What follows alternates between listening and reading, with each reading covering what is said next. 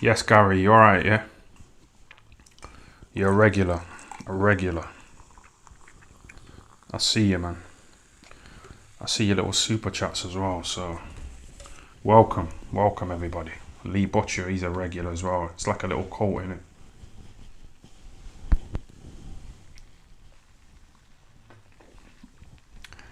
Someone says the clickbait king is back. That's it. Tyson Fury pulls out a fight with Usyk. I don't know if that's true or not, you know, but I just thought I'd go with it. It's a nice little clickbait title, isn't it? So, run it.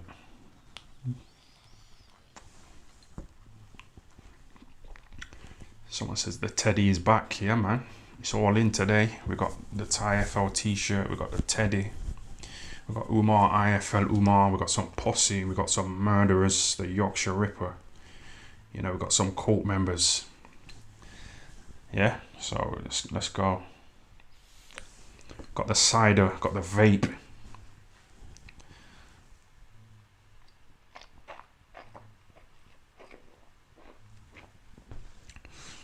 Just thought I'd have a little live.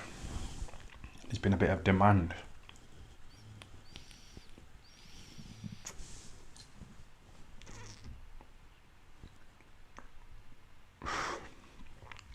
Have you got a special thing for Umar, IFL Umar? I used to, not in a zesty way, not in a fruity way, but just like, I kind of liked him, innit? You know, when he first like burst on the scene, you know, with that little white woman, Laura Deacon. You know what I mean? He kind of burst on the scene with her, didn't he? Let's have a look at that woman. She used to follow me, you know, on Instagram, but I think she's fucked me off. Deacon. She said that Umar used to beat the fuck out of her as well. That's what she said. She said that he used to batter her. What do you think of that?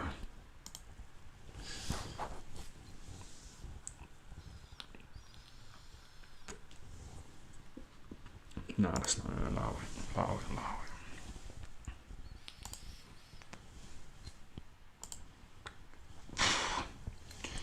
What's going on anyway? You know, this Tyson Fury Usyk business, I ain't really paid attention to it at all, you know. I don't even know what's going on. The fight might be off for all I know, but anytime I see like a little post, you know, about Tyson Fury, I just skip past it.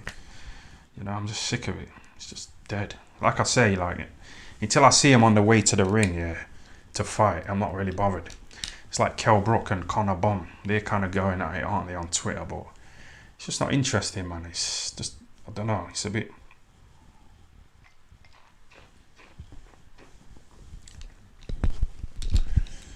It's a bit shit, man. But yeah, Umar. He was quite interesting back in the day, you know, when he first came on the scene and that, but...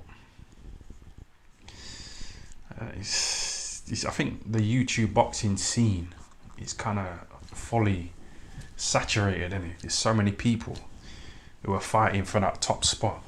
It used to be Kugan, didn't it? Kugan was like the top dog at first, but he's been replaced, you know, as far as the banter goes, by that little Charlie Parsons. So, but this Boxing King Media guy, yeah, he's like a good interviewer. He asks some good questions. He interviewed Prince Patel the other day, didn't he? And little Prince Patel, you know, he started like...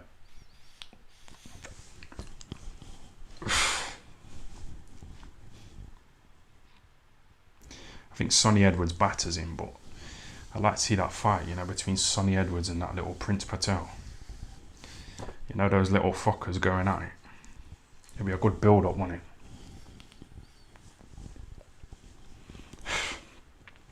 That's the kind of build-up I'd like to see. But Tyson Fury, it's just like, I don't know, Usyk doesn't speak English, does he? You know, Tyson Fury just says the same thing all the time. Dosser. Yeah, Dosser. It's just dead, isn't it? It's not really interesting.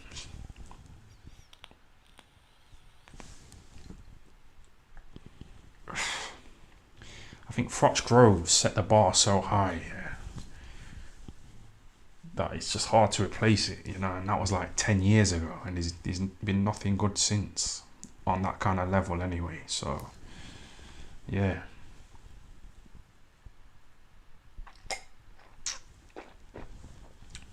Yeah, you know the last live that I did?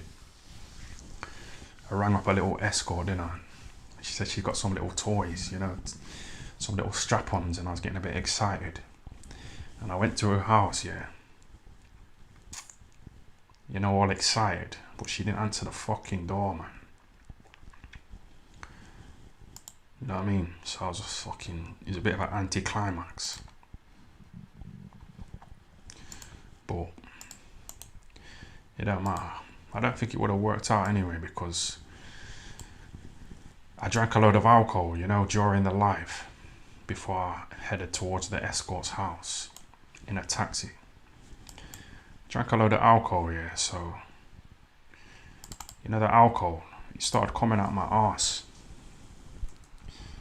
You know when I used to box and I used to die and I used to boil down to the weight, I used to lay in Dominic Ingall's hot bath. You know, sweating it out. And after the weigh-in, yeah, I'd drink a load of water and the water would come out my arse. It would like squirt out of my fucking arse, man. And that's what happened, you know, during the last live. There was a bit of alcohol coming out of my arse, man. True story, that is.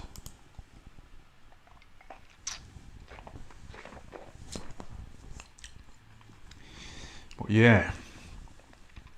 Shout out to Gary Ty FL Welsh. Thanks for the super chat, yeah. Colt fees, yeah, man. I'm still buzzing, you know, off that £500 that Hex Toys gave me, you know, a few days ago in the live. And you know, after that, a few women have been messaging me, you know, trying to be all fucking pally and that, trying to get involved with me, you know, because I got those big super chats.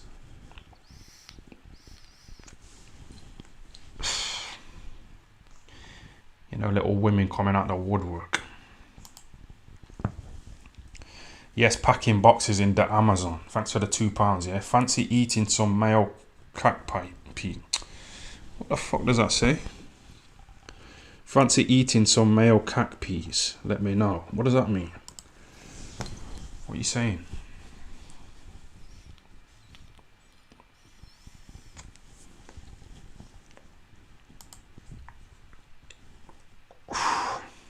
Do a review on the FaceTime between Prince Patel and Sonny Edwards. I've got a little story about that, you know. I've got a little story, man.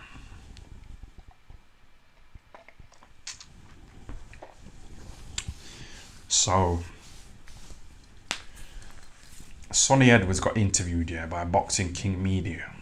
And Sonny Edwards said in the interview, of his own free will, when it came to me having to get a drug test, I conveniently went to Center Parks with my little son. So I did like a review of that, you know, him saying that he conveniently went to Center Parks with his little son, you know, to avoid a little drug test and that, to avoid getting banned. So this little bitch, Sonny Edwards, he started complaining, you know, to that Boxing King Media, saying, tell him to take the video down. You know, if you don't, I'm gonna fucking find out where he lives and I'm gonna fucking go around and do this and that, you know what I mean? So this Boxing King Media guy, he rang me up today and he asked me to take the video down, innit?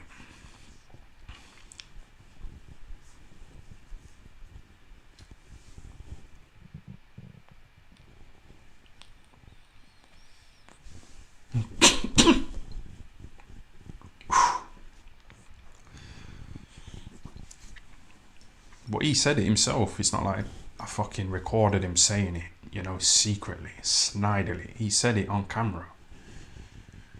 You know what I mean? He said it. He fucking came out and said it himself, that he deliberately avoided a drugs test to conveniently go to Center Parks with his little kid.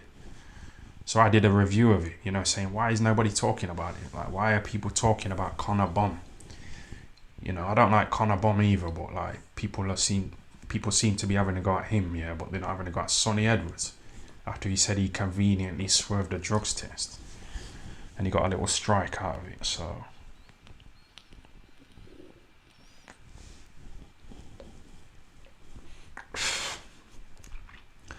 just found it interesting how nobody was like talking about it, so I did a video about it. I took it down, yeah. It was like a 4-minute video. I took it down, you know, out of respect to that Boxing King media guy, because he's kind of, you know, he's been good enough to give me a platform, you know, and people like Kruger have tried to blackball me and fucking try and prevent me from rising up. This Boxing King media guy is giving me a platform. He's got some good numbers. So I thought I'd take it down out of respect to him. But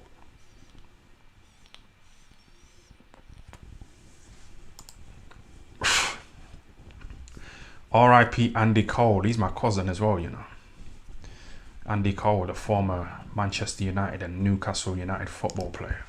He's my cousin. You know, my grandma, my black grandma, she had like a photo of him, you know, on the shelf.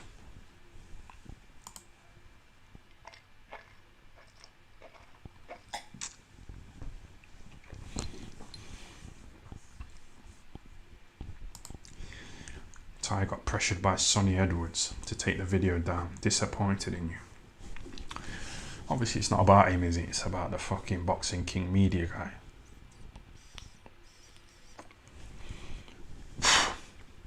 He gave me a nice super chat as well one time, you know, for about £20. So sometimes you have to just say, you know what, fuck it. Just take the video down, man. Take the L.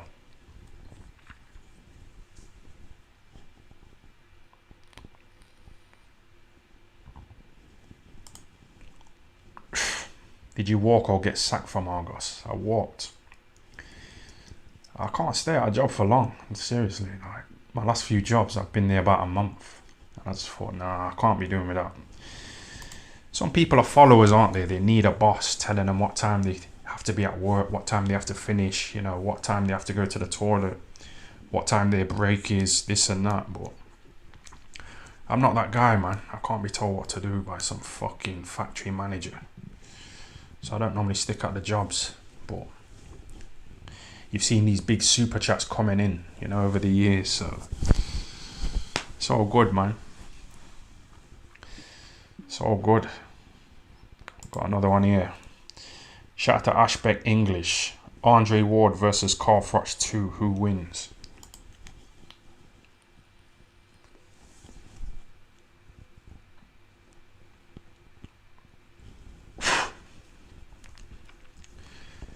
It's one-sided, man. Oh, you fucking pussy, man.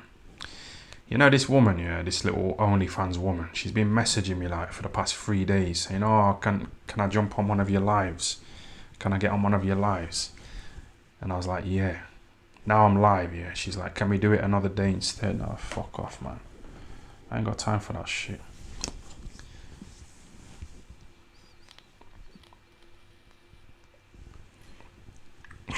I set it up as well, you know, to share the video of her, because she was acting like she was gonna jump on the live. You know what I mean? And she just fucking pussied out, man.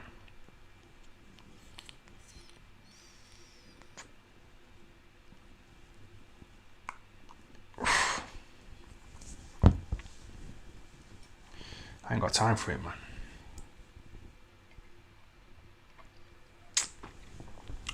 I was listening to Joe Rogan today. In fact, I'll just play the video because it was quite a good video. He was really talking about pushing yourself, you know, out of your comfort zone. Joe Rogan said he gets in like ice cold baths and hot saunas, you know, to like put pressure on himself. I'll show you the video, innit? Joe Rogan and what's that guy called? Russell Brand. I knew that woman would fucking pussy out, you know.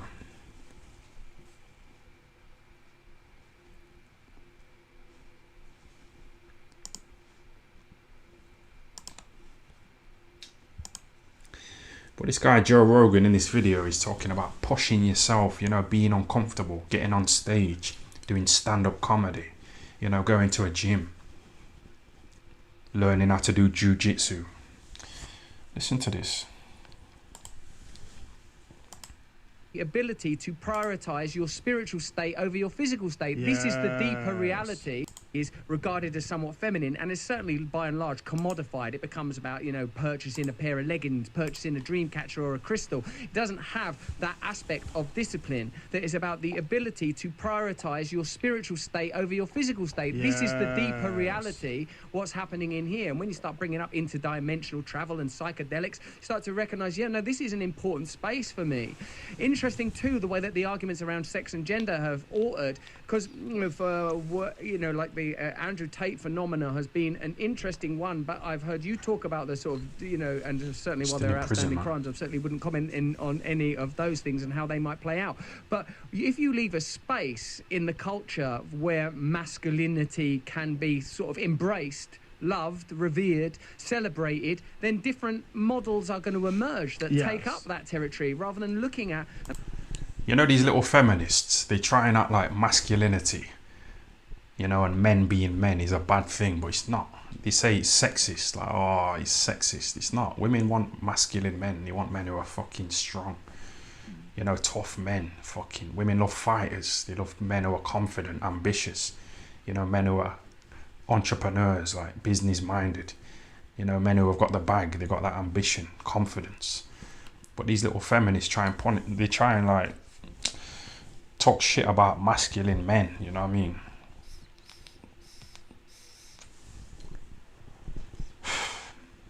The masculinity isn't solely ugly. It just shouldn't be connected to misogyny. The masculinity and misogyny, it shouldn't be that in somehow or another, you, in order to be masculine, you have to hate women. That's just so ridiculous. That's so dumb. Stupid, man. That's not real masculinity either. That's a foolish version of it that is set up for children. It's set up for dullards.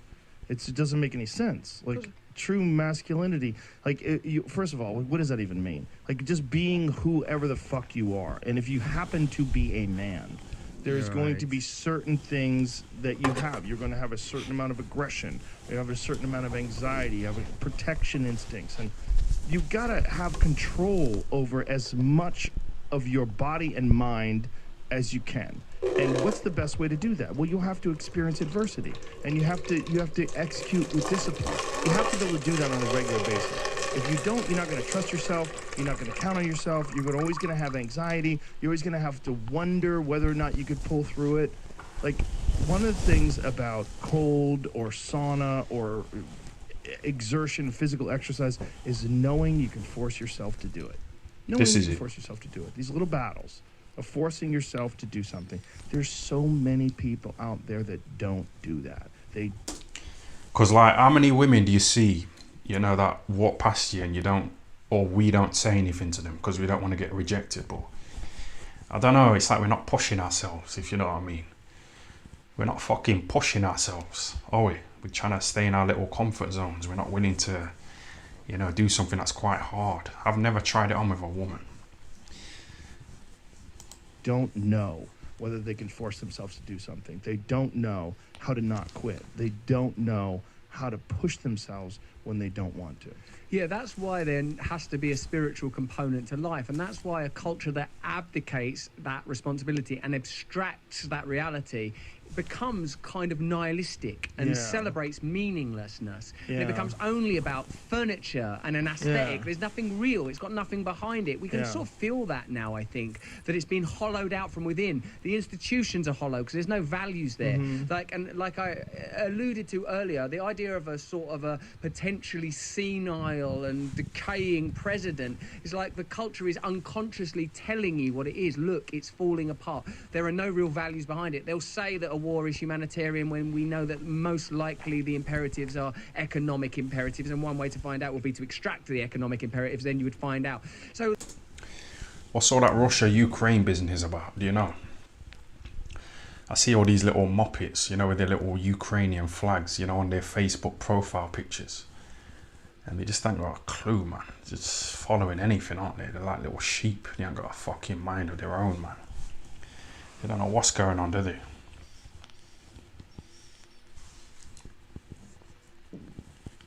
Did you lot have those little jabs? You know what I'm saying? You know what I'm saying without me actually saying it. Did you lot have the little jabs? I didn't have them at all, man.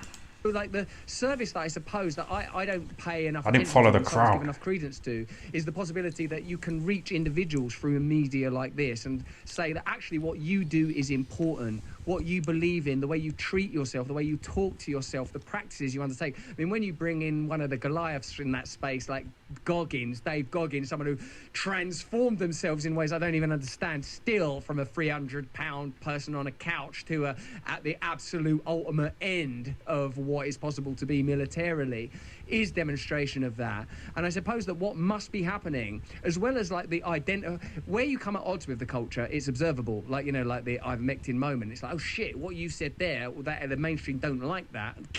Push back and crackle. But like elsewhere, there must be thousands, millions of messages about self-discipline, awakening, do things for your body, eat healthily, awaken, take responsibility for yourself. Masculinity and femininity can cohabit successfully. It should never be about misogyny. All these ideas are reaching out there, and they're reaching people that wouldn't typically be getting, I would say, such nuanced takes on complicated signals, ideas. but people have to act on those signals, and that's the difference. There's a lot of those messages that are getting out there, but how many of them reach a person to the point where that person decides to act? Yeah. The acting is what's most important, because the only lessons that you really generate from this stuff is actually engaging, actually taking the yoga class, actually going for the run, actually doing the CrossFit, actually doing jiu-jitsu, actually doing something. It's so hard to actually do something.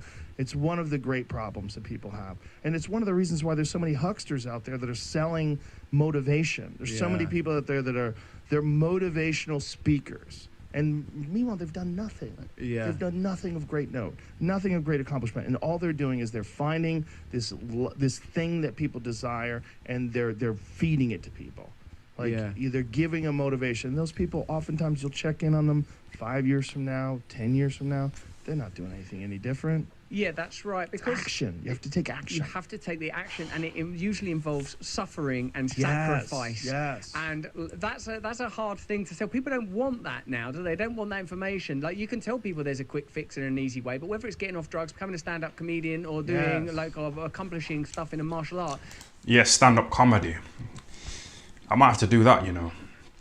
That might have to be the next step for me. I watched Chris Rock's little Netflix special, you know, his new one. And I didn't laugh once, like not one time. And he's like a multi-millionaire stand-up comedian, isn't he? Chris Rock. And I just thought I could do better than that, man. Do you know what I mean? So I might have to get on that. But like these guys are saying, you have to act instead of just talking about it. But I've done it before, innit? It's not like I'm just fucking, you know, I've boxed, I've got on the stage, man. I've done a bit of stand-up. It wasn't that good, but Normally it means like incrementally, day by day, hour by hour, session by session, you are going to experience a degree of suffering, whether it's physical or the, you know, like early stand-up when you can't do it and you have to stand up in front of an audience and be shit. Yeah, it was nerve-wracking, man. In front of people, and then like, oh, I'm going to do it again. I'm going to do it again. Like, that is unavoidable. And I suppose I don't want to only use the markers that are sanctioned as success, things that might bring you financial success, because God knows there are other ways of succeeding in this world, and truly, truly great people that don't enjoy the accolades of a culture that celebrates many, many things that I think are pretty vacuous. But on the level of the individual, as you say, if you're not willing to go to the mat or to the open mic or to the wherever it is you practice, you got to do something. You got to take action. And so many people are just stagnant, and they don't know how to act, and they don't have experience doing it, and so they just stay home. And again, the disembodiment thing. They put on headsets, or they sit in front of the computer, or they sit in front of the television, or they sit in... You know what it is like? You know these little apps like Instagram and that? They hire like top psychologists, you know, to make their apps as addictive as possible. So people are just staring at screens, aren't they? We're addicted to it. I was in bed the other day looking at my phone, and I was just scrolling for fucking hours, just looking at bullshit. And you know, after the 2 hours of looking at bullshit, I just couldn't think of like anything that I'd seen like that was worthwhile. You know what I mean? It's just it's weird, isn't it? It's such a waste of time, man. In front of their phone, and they don't act, and you're gonna be depressed. That's not good for you. It's not a natural, normal way for people to behave. And this thing that people do where they avoid discomfort, it sounds ridiculous, but it just creates more discomfort. It's easier to wank, innit? It's easier to just watch a little porno, you know, and just have a little cheeky wank. It's easy, but it's not as satisfying as fucking banging a woman in her cunt and fucking jizzing in her fucking mouth. It's not as good, is it, having a little wank? So, like, yeah, it's easy to wank and watch a bit of porn, but it's not as satisfying, is it? So that's what Joe Rogan's trying to say here, isn't he? You don't realize that in embracing discomfort and forcing yourself to do something very uncomfortable that you can control, like an ice bath, like a sauna, like a run, like a workout, you are eliminating another form of discomfort. You can do that. It's one of the reasons why I've been able to mitigate all the stress and issues that come with success and with fame. It's like I fucking torture myself. I torture myself physically. I'm always working out. I'm always exhausted. I'm always taking ice baths. I was in the sauna before I got here today. I'm always doing something. Always. I never have a day where there's not some kind of struggle. If I have a day where I just lay around, I'm like, this is weird. Like one day, like it's one of the things that I have to do on vacation. When I get up in the morning, whenever I'm on vacation, the first thing I do is work out. I'm like, I gotta do this, otherwise I'm not gonna be able to enjoy this time off with my family. I gotta get up before everybody else, and I gotta work out hard. Yeah, we've evolved, you know, to be physical, you know, hunting. You know, back in the days, we've evolved, you know, to go out there and fucking hunt and fight with other cavemen and battle with wild animals. So, you know, now everything's easy, innit? You can just order food, sitting on your settee, on your phone. You can fucking wank. It's just too easy, innit? So we're not really getting physical. You know, when you have a good workout in the gym, it feels good, man. You know, getting all physical and shit.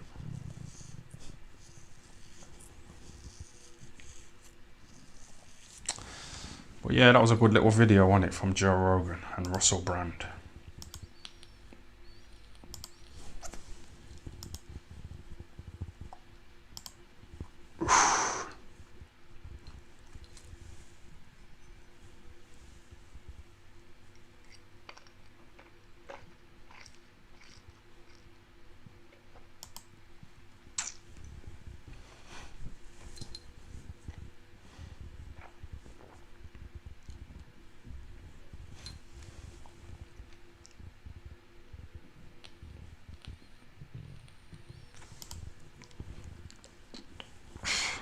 Post-nut clarity is real. What's your thoughts on it? Post-nut clarity. I've read this before, haven't I? What was that about? Post-nut clarity. I know what it means when you bust a nut. Let's have a look.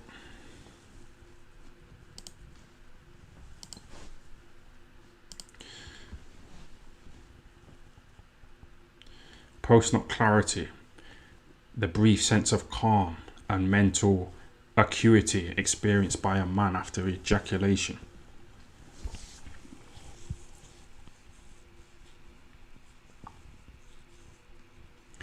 The immediate clear-mindedness or soberness an individual gains after orgasm. So you get sober, you like wake up, you're like, shit, I just nutted in this woman, I'm gonna have to give her child support for 18 years. Yeah. She might say that I graped her as well. So it kind of sobers you up, don't it?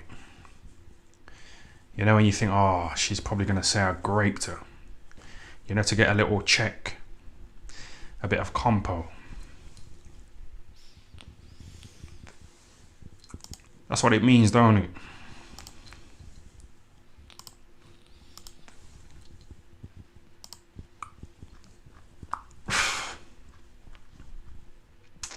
I've done that a few times, you know.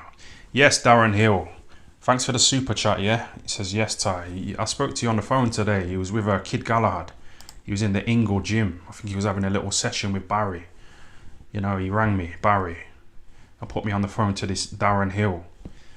Yeah, man. He's from Manchester, this guy, I think. And he came to Sheffield, you know, to have a little workout with Kid Galahad. I think Barry's training fighters now, or training people, you know, doing little fitness classes and that. Barry, I had a little chat with him, man. It cheered me up. Yeah, man. Shout out to Darren Hill as well. Next time you're here, yeah, like message me before you come down, and we'll meet up, you know, in a shopping centre, and I'll get you a bit of food, man. You know, a little drink, and we'll chill out for about half an hour. Darren Hill always giving super chats, big up. Yeah, man, shout out to Darren Hill, man. He's given me a few super chats over the course of a few months or whatever.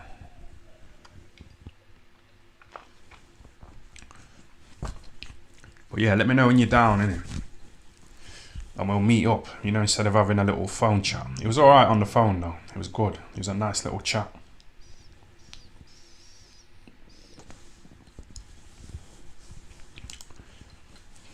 Yes, Darren Hill. Yeah, mate. We wanted to go to Nando's with you, bro. I know. Fuck you now. I got a missed call from Barry, you know, after I spoke to you guys on the phone. You know, a few hours later, I got a missed call from Barry, and I was trying to set up this live, you know, I was trying to get a woman on here, this little OnlyFans woman. So I was a bit like preoccupied, you know, trying to get this live going. But, you know, next time, like message me like the day before, yeah, and we'll go for a nice Nando's, man. I'll treat you to a Nando's.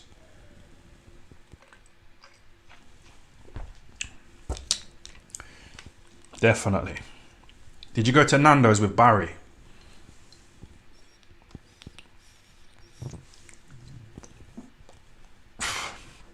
We'll sort it out for next time, yeah? Yes, Craig. Your favourite serial killer and why? Be safe. Yeah, you know these earpods here? I found these, you know. I found them the other night, you know, in town. These two fucking black women were fighting. And you know when people fight, they normally like drop things, you know, their handbags, their purses, their earpods. So I fucking seen like some nice little earpods. And I thought I need some earpods for these videos, you know, so I can just slot them in instead of using a wire and having to lean forward like that. So yeah, man, I got these little earpods. You know, from a black woman who was fighting. And you know the earpods, they had all fucking wax on them. You know, because they've been in this black woman's ears. So I had to like wipe them down, you know, with these little, you know, these little wet wipes. These little antibacterial hand wipes, wet wipes, whatever. So yeah, man.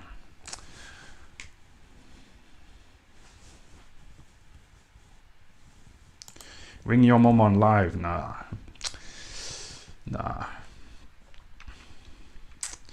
My birthday's in about 6 days, yeah. You know, if my mum don't send me a happy birthday message, that's it.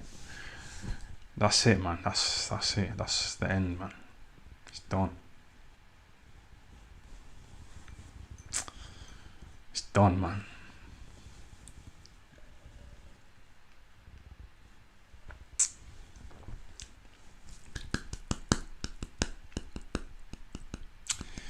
I don't know, man. She kind of hit a nerve, you know, when she said that I'm not a man.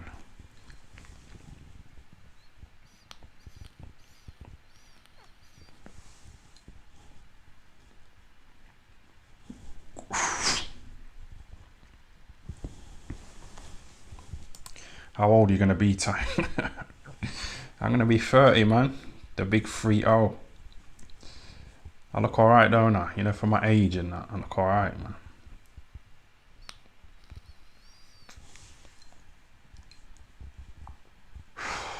I'm finna be 30. Finna. Finna.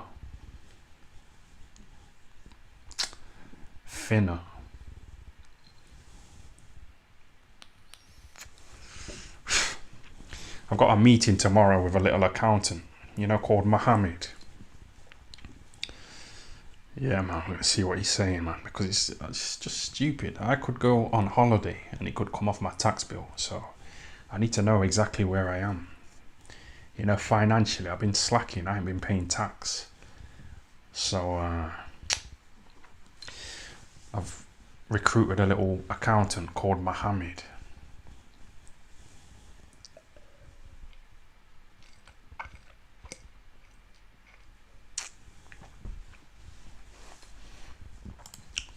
Prince Patel's Sonny Edwards video, check it out.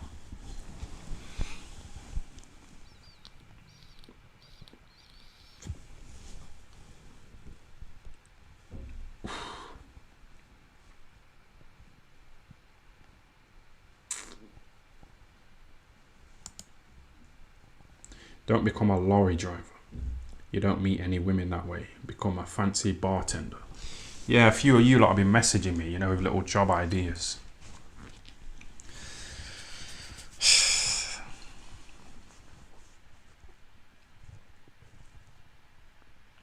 I've kind of fucked up, you know, in life, in a way. I want to get a little security job, you know, in some student accommodation. You know, where little drunk women, little students come back to the accommodation at 3 a.m. all drunk. And they see me sat there in my little shirt and my little trousers. Can't get my fucking badge, man. It's because of you lot. I tried to give you a nice little live stream in town talking to women, and I got fucking the police knocking on my door the next day. But I've made up for it, you know, in super chat, so.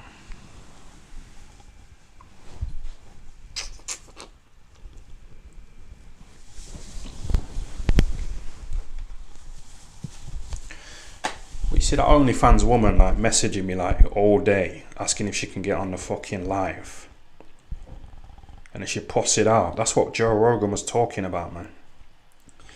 You know, people not willing to do things that are hard.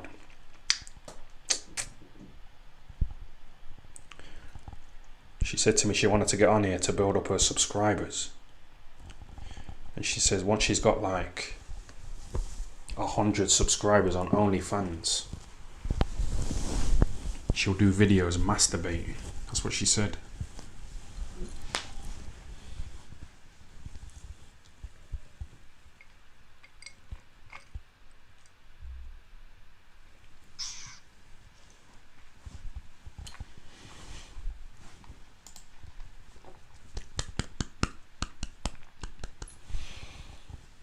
Yes, Yankee Zulu, who ratted you out with the live. I don't know, the town live. I don't know, man. It could be any of you lot. Could be any of you, man. Expose her. Or the OnlyFans woman. I was going to do like a review of her page, you know, her Instagram page. But I don't want her to get subscribers, you know what I mean? You know, off the back of my fucking live. You know, reviewing her little page. That's what these women do. They try and extract from men. They try and extract. Free drinks, meals, food in Nando's, OnlyFans subscriptions. They try and extract, you know, without actually giving back. So she ain't fucking getting a review.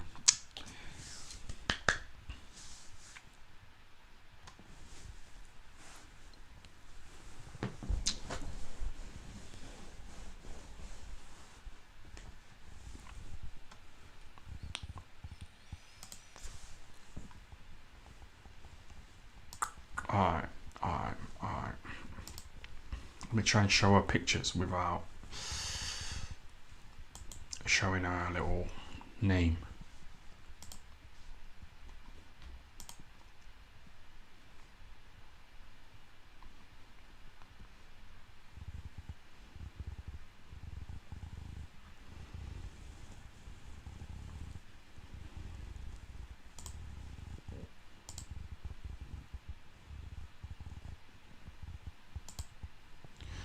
Yeah, that's her there, isn't it?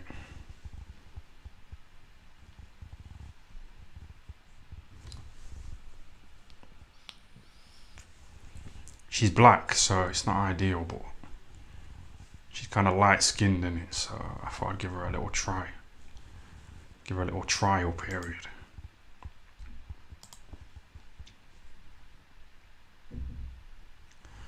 I don't want to show you her name in it. I don't want her to get any fucking subscriptions, you know, on the back of me giving her that exposure when she didn't want to get on here.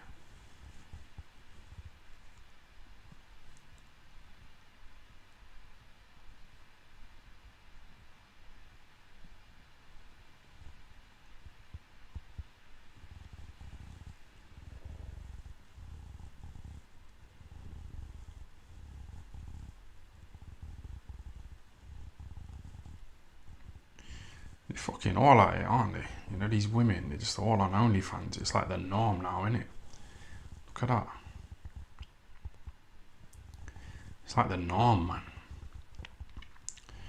These women aren't wife material, are they? You have to go to like Saudi Arabia, you know, to find a nice little wife. You know, a nice little Muslim. Nah, it's fucking... Come on, man.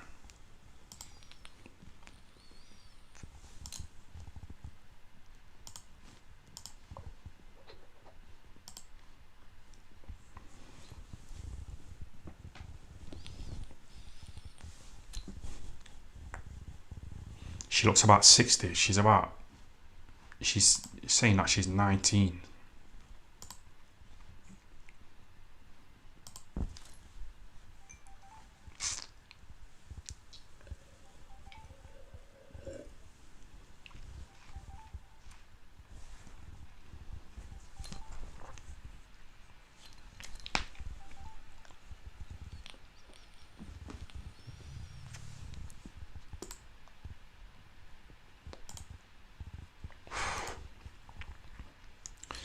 Yeah, just a quick live, innit? Just 40 minutes.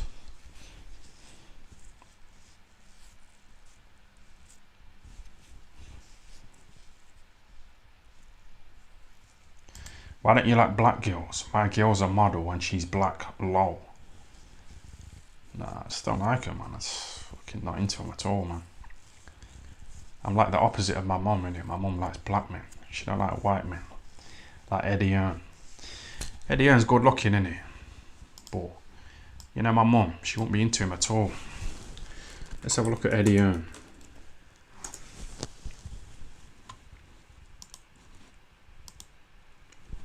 Look, can you see Eddie Hearn there? He looks alright, don't he? No homo. But my mum, you know him. You know, if he tried it on with her sexually, she wouldn't be interested at all, man. He's not black with dreadlocks. You know, he's in a little GQ fucking photo, innit? Trying to be all attractive and that. Eddie Hearn.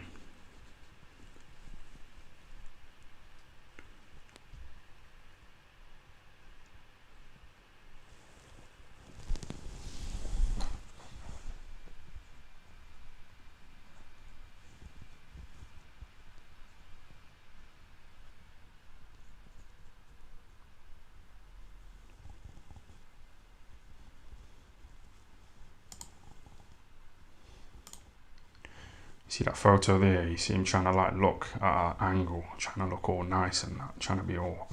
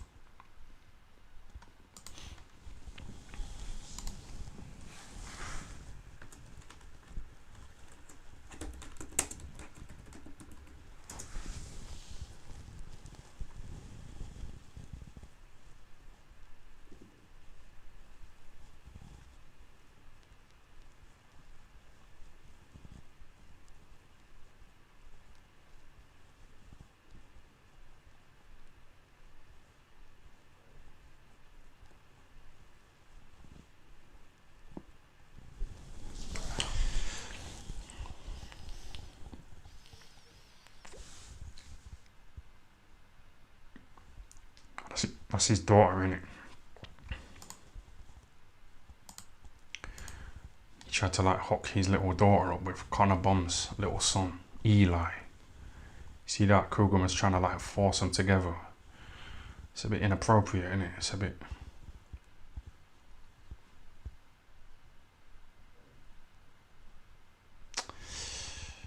The fucking good old days. You see that? You see James Helder there. It's a bit sad, innit?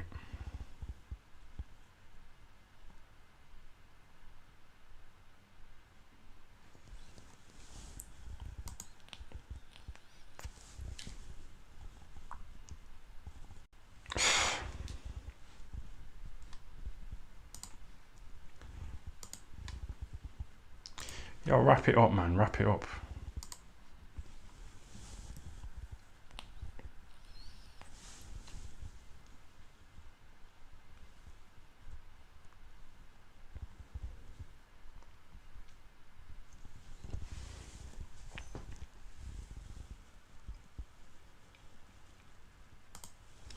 R.I.P. Tyson's unborn child.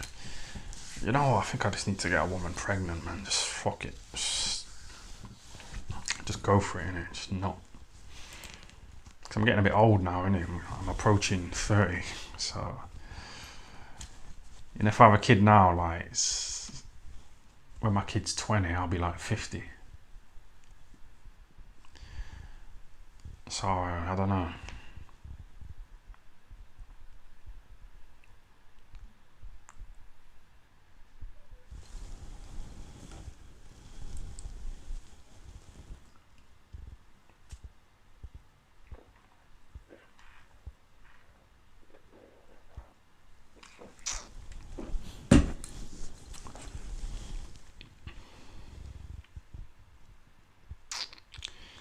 That fucking woman let me down, man. Stupid woman.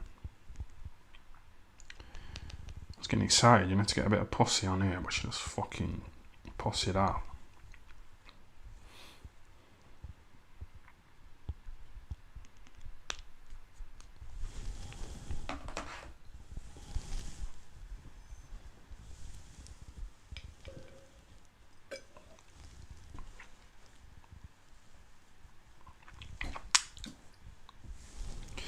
Why are you going on about super chats? Like, come on, man. I got like fucking 500 quid off Hex Toys the other day. It was only about 3 days ago. Why are you talking about super chats?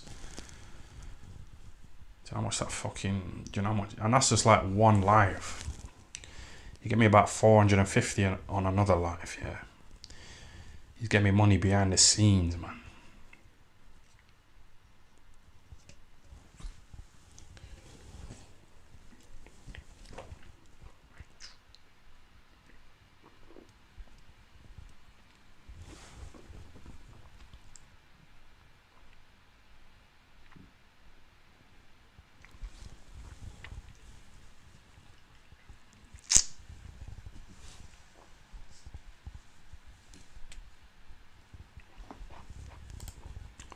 Yeah, this guy's just reminding me about a Cal Brook interview. Still haven't seen it, you know.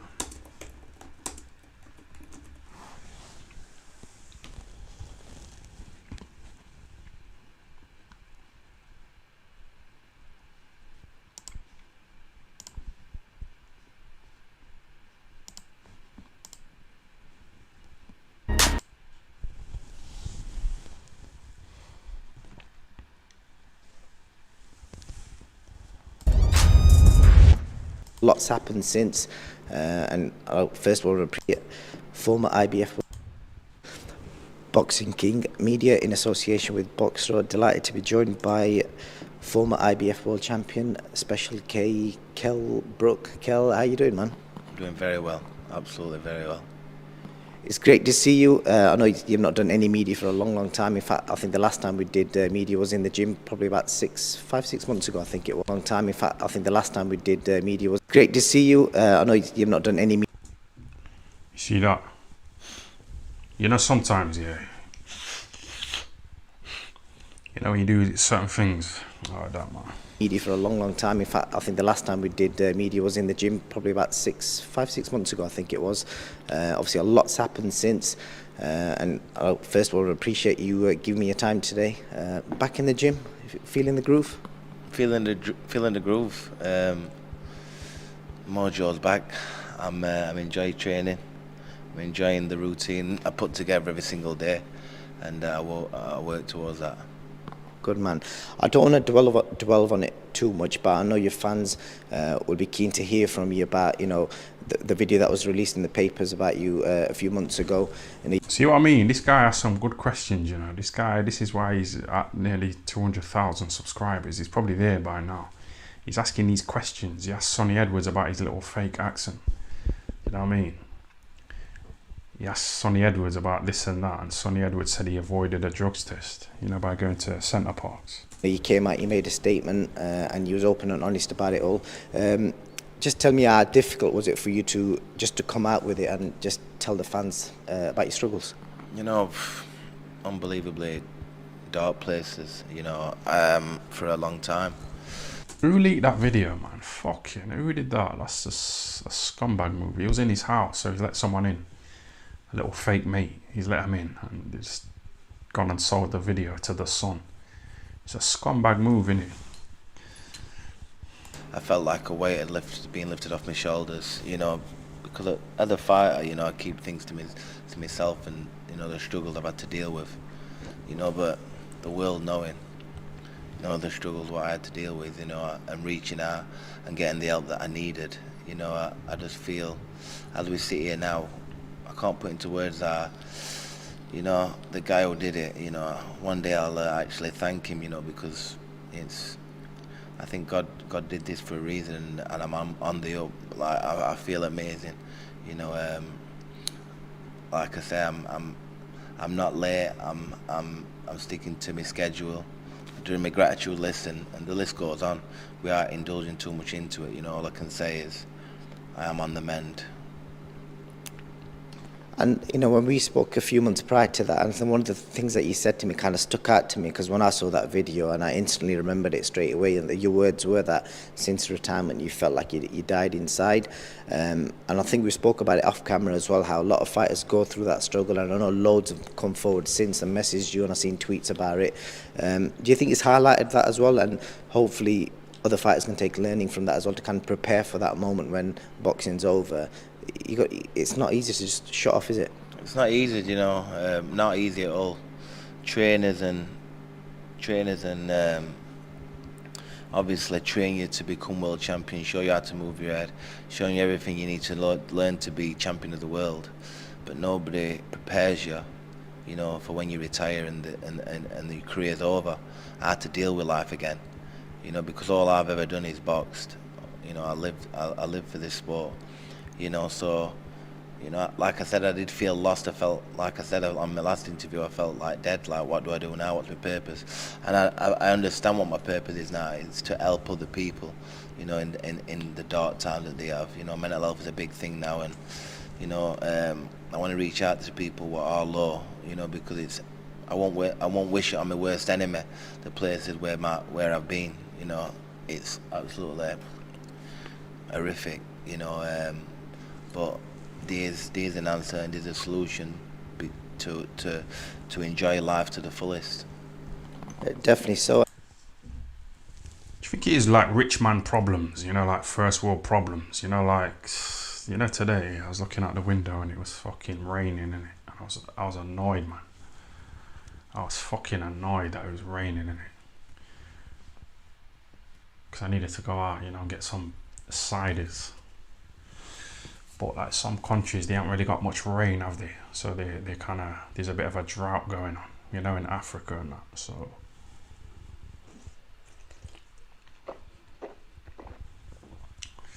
you know me whinging and whining about the rain. It's just like first world problems, isn't it?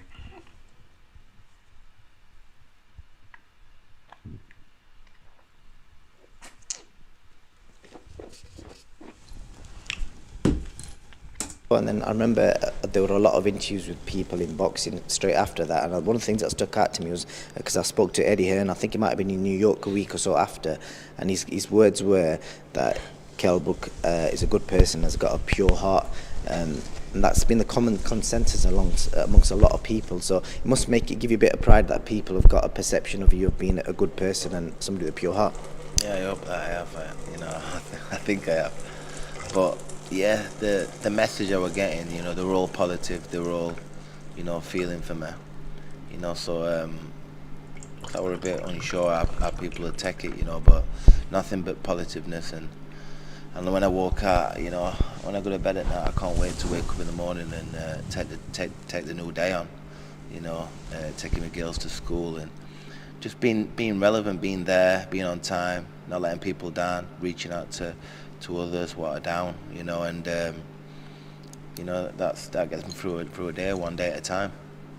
Definitely so. And the last thing on this whole subject, any short bit of advice you can give to any fighters preparing for retirement, or any advice you can give them regards to how you felt at that time, that you felt, you know, the answer was drugs at the time, but now you've obviously found a solution to it all? Yeah. You haven't found a solution, man. It's like the buzzer beating that fucking Skype wanker must have been such a good buzz, man. I'm telling you, I ain't had a buzz like it since fucking beating up that little Marcus Morrison. That was nearly 5 years ago, you know, and I still haven't really found a buzz, you know, to like replace that little victory. And that was just like a little silly victory, you know, a little 4-round fight against a little fucking muffy Marcus Morrison. But it was a good buzz, man. So he was on a big high, man, you know, beating up that little skite wanker.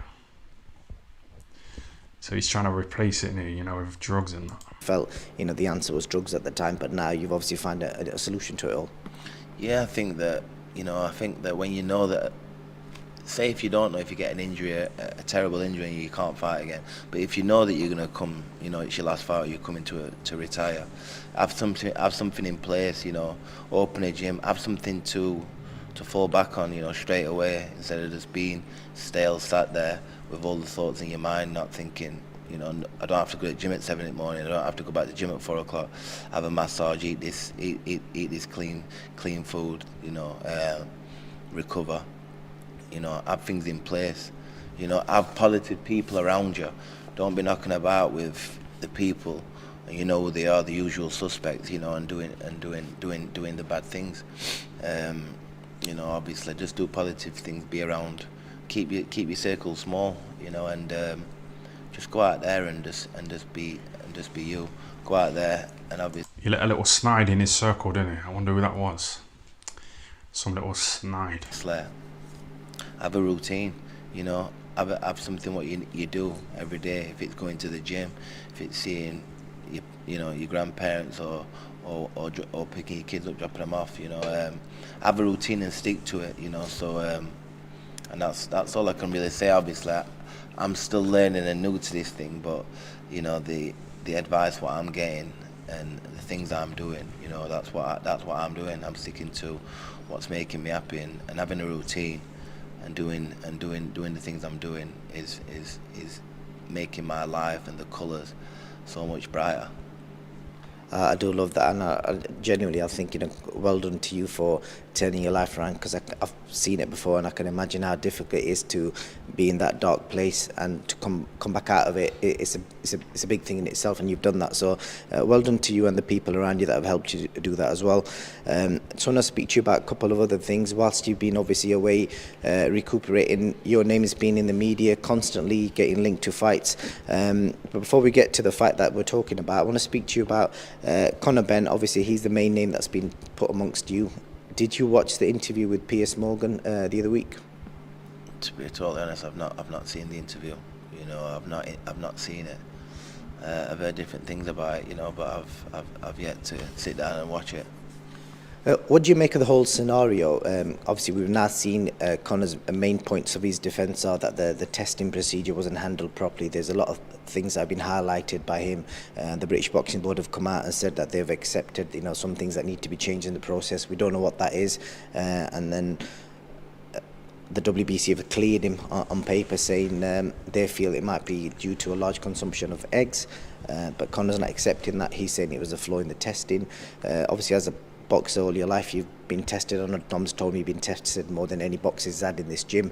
What do you make of it all based on all them scenarios? To be totally honest with you, since you know the news broke with me, I've not had nothing to do with boxing.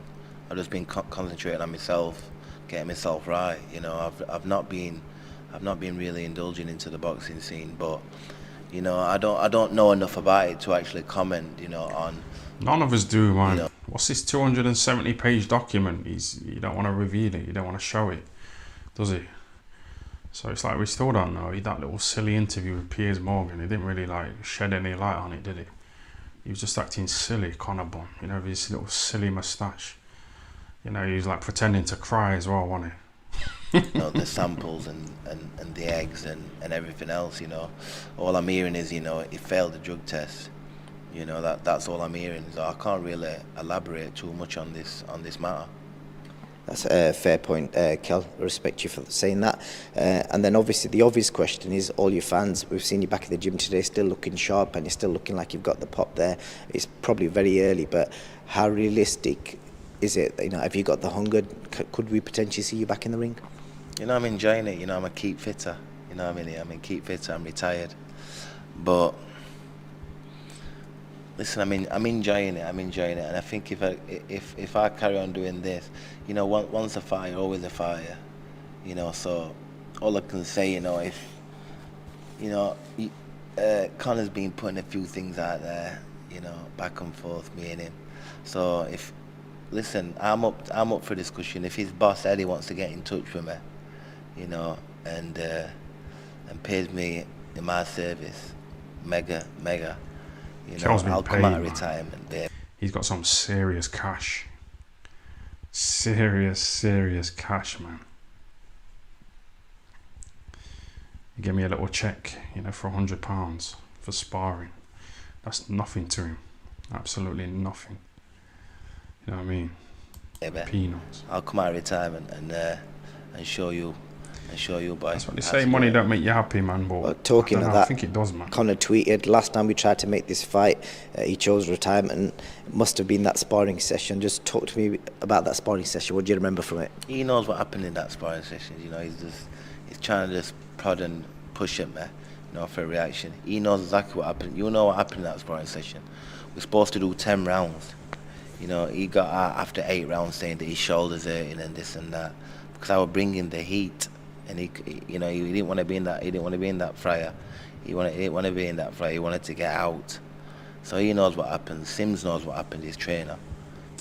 That same ring there, that's what I did to that little fucking Curtis Woodhouse. Fucking moppy. I smacked him up in that same ring there. You know, when he got out after 1 round.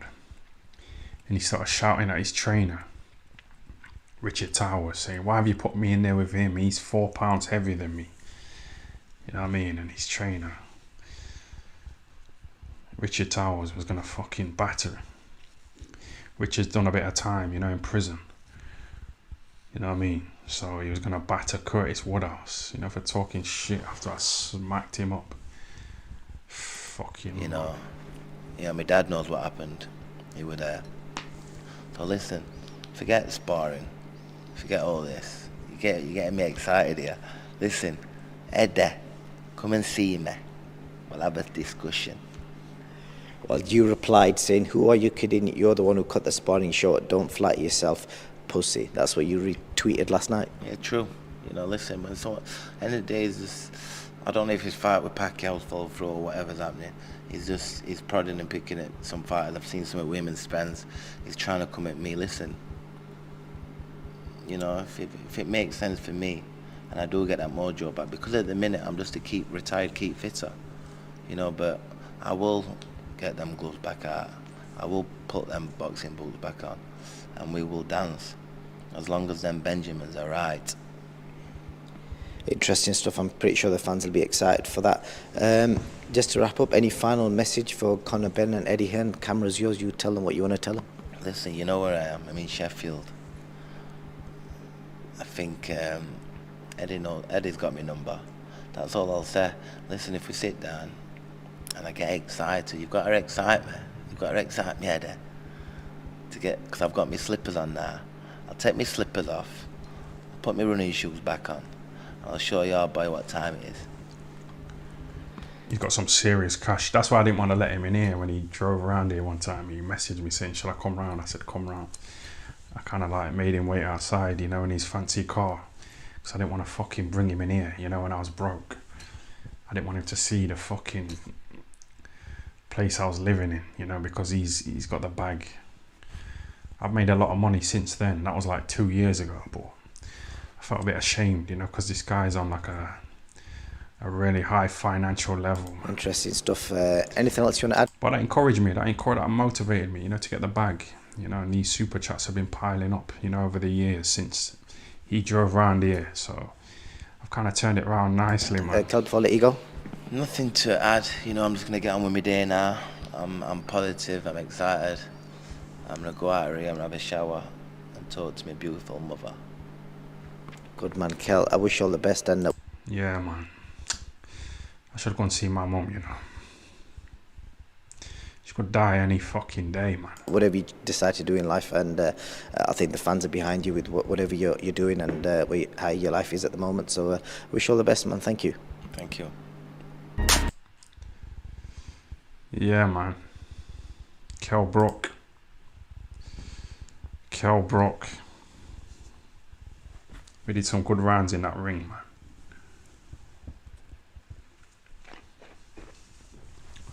But that just shows that sparring doesn't mean anything. You know, this little Connor bomb saying he fucking did this and that to Kell, it don't mean anything. And I seen Kell get put down in that ring by some little nobody, with all due respect to him. You know, Kell won a world title. The guy who put him down won like an area title, so it's all about levels, isn't it? I don't know why people talk about sparring, man.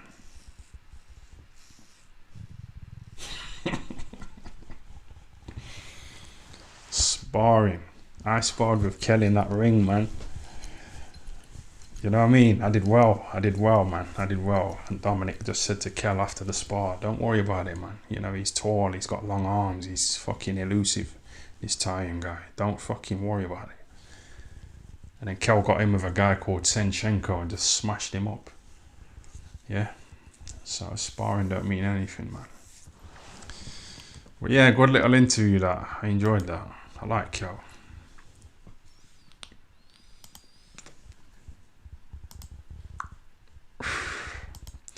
Yeah, that was a nice little video and that. Yeah, I'm gonna wrap it up, you know. I finished on a high.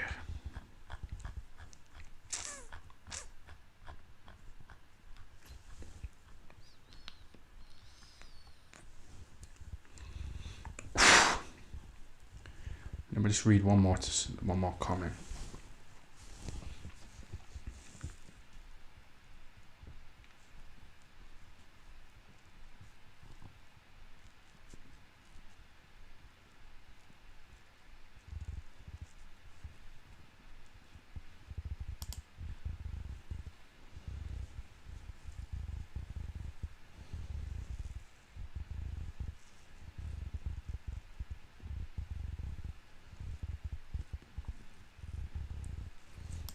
Kel shouldn't care about the coke vid. Every rich guy has done it, yeah. But it's one of them, and it's like when you've been clean. You know, when I was smoking a spliff with my mum said to me, oh, I'm a bit disappointed that you started smoking, you know. I was really hoping you'd stay away from it, so.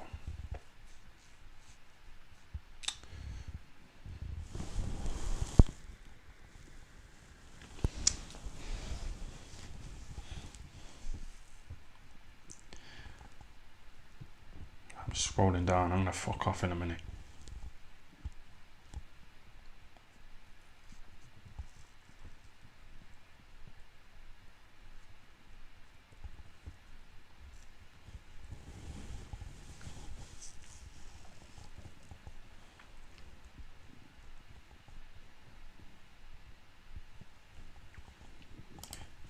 When you hit rock bottom, the only way is up. I mean, look at Tyson. Yeah, I was down a few years ago. I'm telling you, some of you lot saved me, man. You saved me from fucking, I won't say suicide. I've never ever been suicidal, do you know what I mean? I'd like to kill somebody, but I would never kill myself.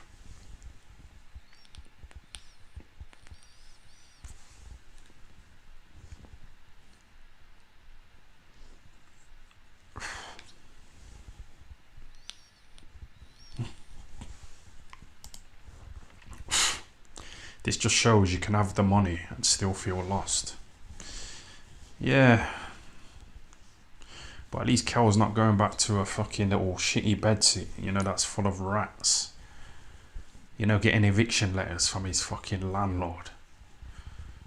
So it's, like I say, it's first world problems, man. I don't really feel sorry for him. He's done well. He's had a good career.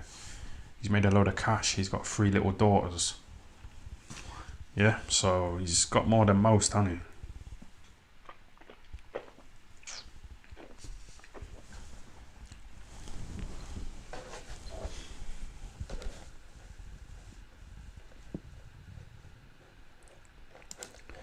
Those boxer shorts are a bit too zesty. What, mine?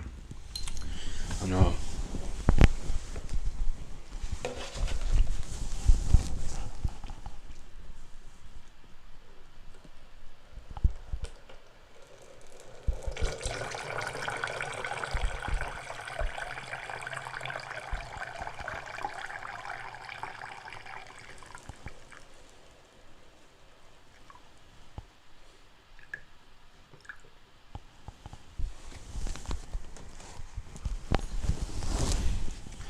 This woman sent me a photo today on Snapchat, you know, of her watching my live in the bath.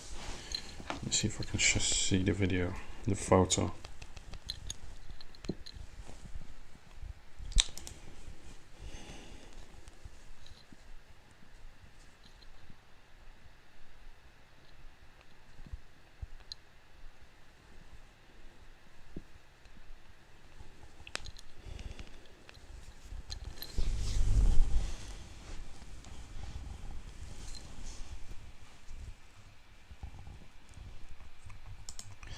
Damn, my baby mother made me miss most of the live. Go for another hour, please.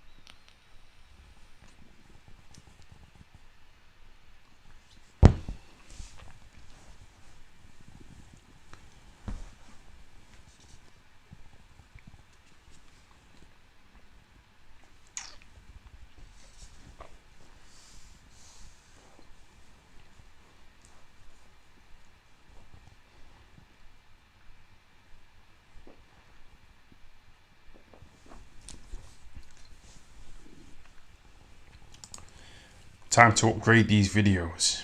You've went up levels financially. Time to excel, bro.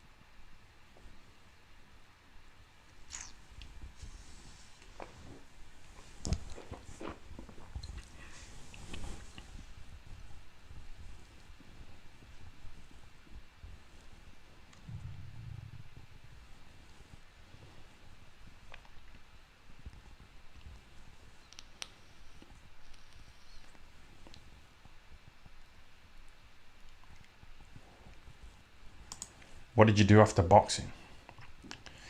Just YouTube, innit? Just fucking sitting here, just talking shit. It's a lot easier, but it's not as satisfying, man. Kind of fit. I kind of get how Kell Brook feels, man. You feel a bit dead, you know, afterwards. I used to hate going to the gym twice a day, but it gave me like structure, you know, a bit of a routine.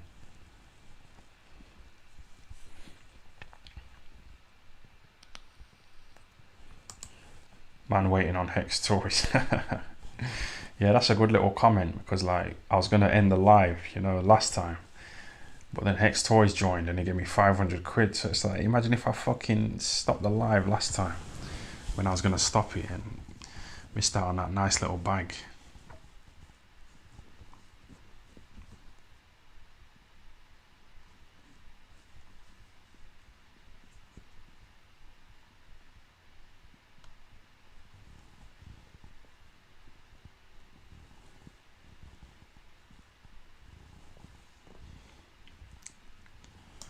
Are you gonna message your mum on Mother's Day time? Nah. If she don't message me on my birthday in 6 days, that's it, done. Seriously, man. I'm a bit immature. I hold a grudge, innit? I hold a fucking grudge, man.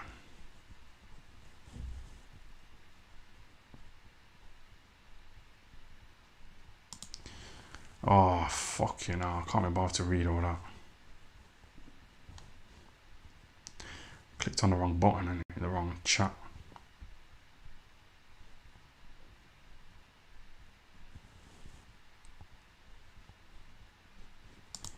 When are you going on True Geordie's podcast to pay him back? Why am I stuttering like some hoe? Why am I fucking stuttering here like some little hoe? I got liquid in my mouth here, man. Hold on a sec. Let me show you this little message that someone sent me today. Someone sent me a message saying, "Go live today, Tyson, please. I find it hard to live without the lives. My only purpose in life is to watch TFL TV live streams." See what I mean? This guy encouraged me to go live today, but I think it backfired, man.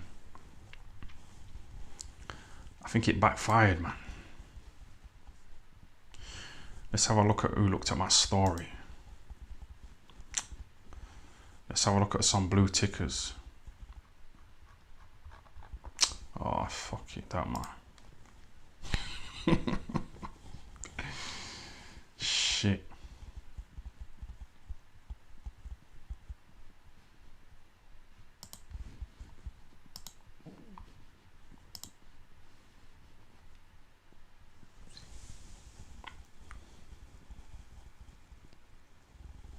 Who's that? Britney Spears.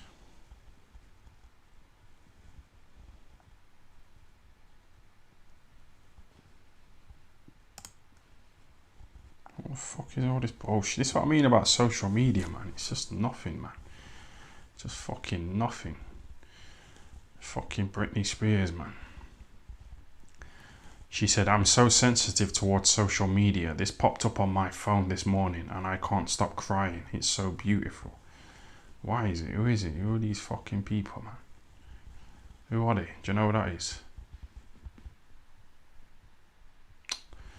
That's the thing about social media, innit? It's just bullshit. Who the fuck is this fucker?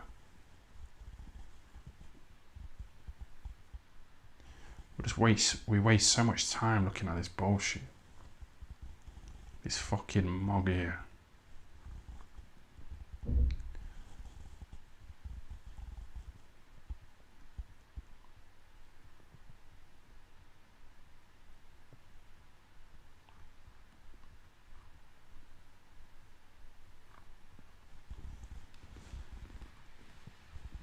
Don't.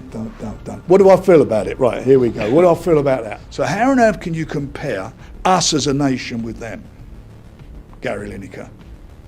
How can you compare us from that point of view? It's just disgraceful. It's demeaning. And the BBC are just a bunch of who just rolled over and allowed that to happen. And it's disgusting. You know, people who are paying licence fees are allowing it. He's entitled to his views, but they're ill-informed views. It's an ill-informed comparison. We're not Nazi Germany, we're Britain. And in Britain, we are good people. And in Britain, whether you like it or not, the refugees, illegal refugees that are here, are being looked after. They're not being gassed. They're not being worked to death. F*** him. Ongoing situation with the BBC and Gary Lineker. Oh, don't. What do I feel about it? Right, here we go. What do I feel about that? So how on earth can you compare us as a nation with them, Gary Lineker? How can you compare us from that point of view? It's just disgraceful. It's demeaning. And the BBC are just a bunch of who just rolled over and allowed that to happen. And it's disgusting. You know, people who are paying licence fees are allowing it. He's entitled to his views, but they're ill-informed views. It's an ill-informed comparison. We're not Nazi Germany, we're Britain. And in Britain, we are good people. And in Britain, whether you like it or not, the refugees, illegal refugees that are here, are being looked after. They're not being gassed. They're not being worked to death. F*** him. Ongoing situation with the...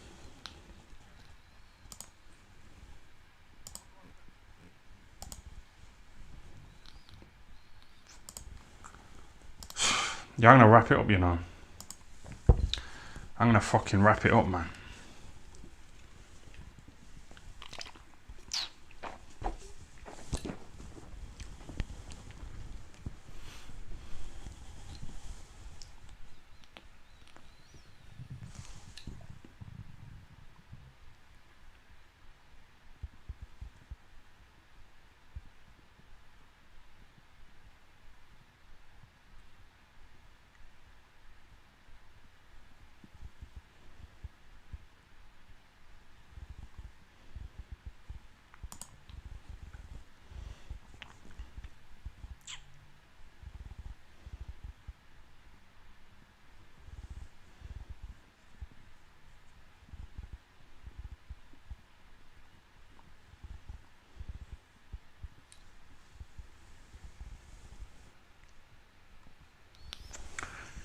feel like ending it, but Hex Toys might join, you know, and give me a nice little 500 quid. Nah, that's a bit ungrateful, innit? He's already given me more than enough, man. Just end it, innit?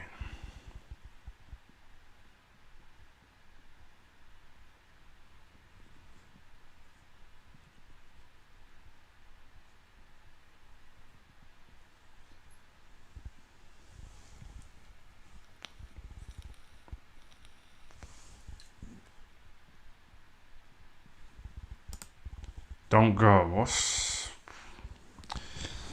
all about the chat, innit? That's the main thing, man. I'm just like the orchestra, you know, just that fucking guy, you know, does that. Yeah. That fucking guy, man. This stupid woman.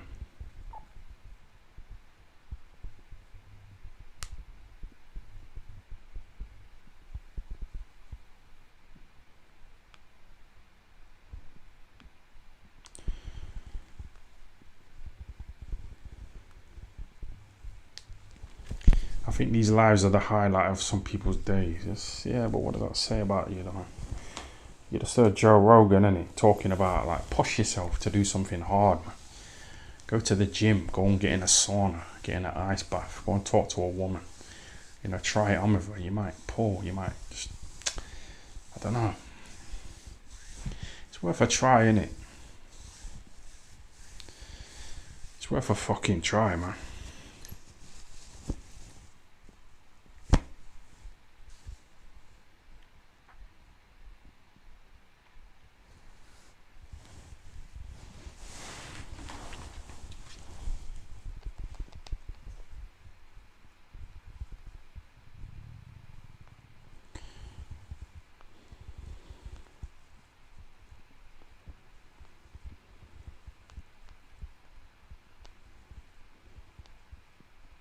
Bundle call.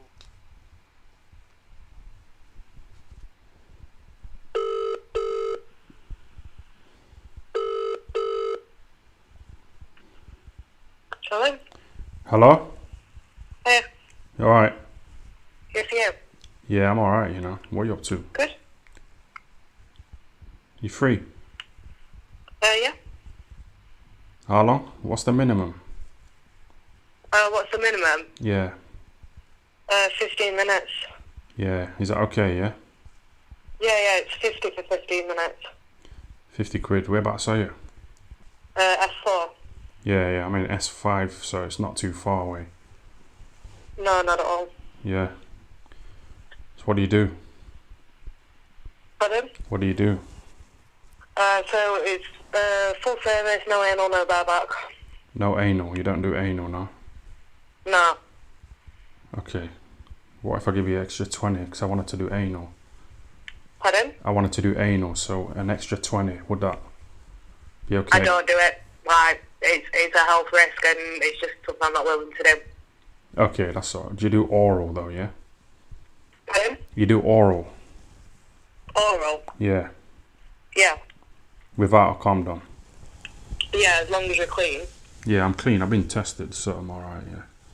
It's also more of a hygiene thing as well. Yeah, oh, you want me to shower and like wash my dick kind of thing? Yeah, as long as you're clean, like it's one of these, like, you know, like, as an example, I'm an escort. Would you expect me to not shower between jobs and still shag you? Ideally No, not, no. you'd expect me to shower between jobs and see you, right? Yeah, do you want me to shave as well, yeah? Yeah, and be full shaven as a woman. Yeah, do you want me to shave? No, I don't. I'm not bothered about the shaving thing. It's like a being groomed. It's more of like a being clean. So it's like you've at least had a shower today, kind of thing. Yeah, I've had 2 showers today. I've shaved my arse as well, so Right. Okay. nice and fresh. Is that okay? That's absolutely fine. Like I said, I haven't got a problem with doing all of that as long as it's like you're hygienic. Yeah, I'm clean. Just one thing though, like, you know, 5 years ago I had crabs. Is that okay? But I mean, do you have crabs now? No, because I shaved all my pubes and they just fucked off, you know what I mean? So they've gone. I mean, I'm not I'm not being funny, but I don't really know how crabs work, if I'm totally honest, because I've never had them. Yeah. I know, it's weird. I think they grow on hairs. So, like, when I used to be really hairy, they were really, like, growing. But I shaved off my pubes and they've fucked off since. This was 5 years ago. Oh, right, I was going to say, as long as you haven't had it recently. No, I'm clean. I've checked. I mean, have you been to a health professional and had it checked? Yeah, I did one of them things, you know, where you, like, piss into, like, a little tube and that. And they test them and sort of give me the all clear. I got the all clear anyway, so... Okay. Yeah, fresh. Is that okay? I know it's a bit dodgy, but it was like 5 years ago. Yeah. I mean, it's one of them. It's like as long as you don't have them now. I mean, obviously, if obviously because I'm shaving anyway, I wouldn't get them. But I think I'm a little bit more concerned of them getting into my actual hair on my head. Yeah, that's not good, is it? Well, no, it's not, because I'm not being funny. I haven't had knits since I was in primary school. Yeah. So it's like I used to have knits I don't as well. particularly want them again because they were horrible. Yeah, did you put like knit lotion in your hair? Yeah. It smelled quite nice, didn't it? I remember that. I don't remember because it was that long ago. Yeah, that's what I mean. Like, your knits have gone, haven't they? So, like, it's the same with my crabs. Yeah, but obviously I use the solution.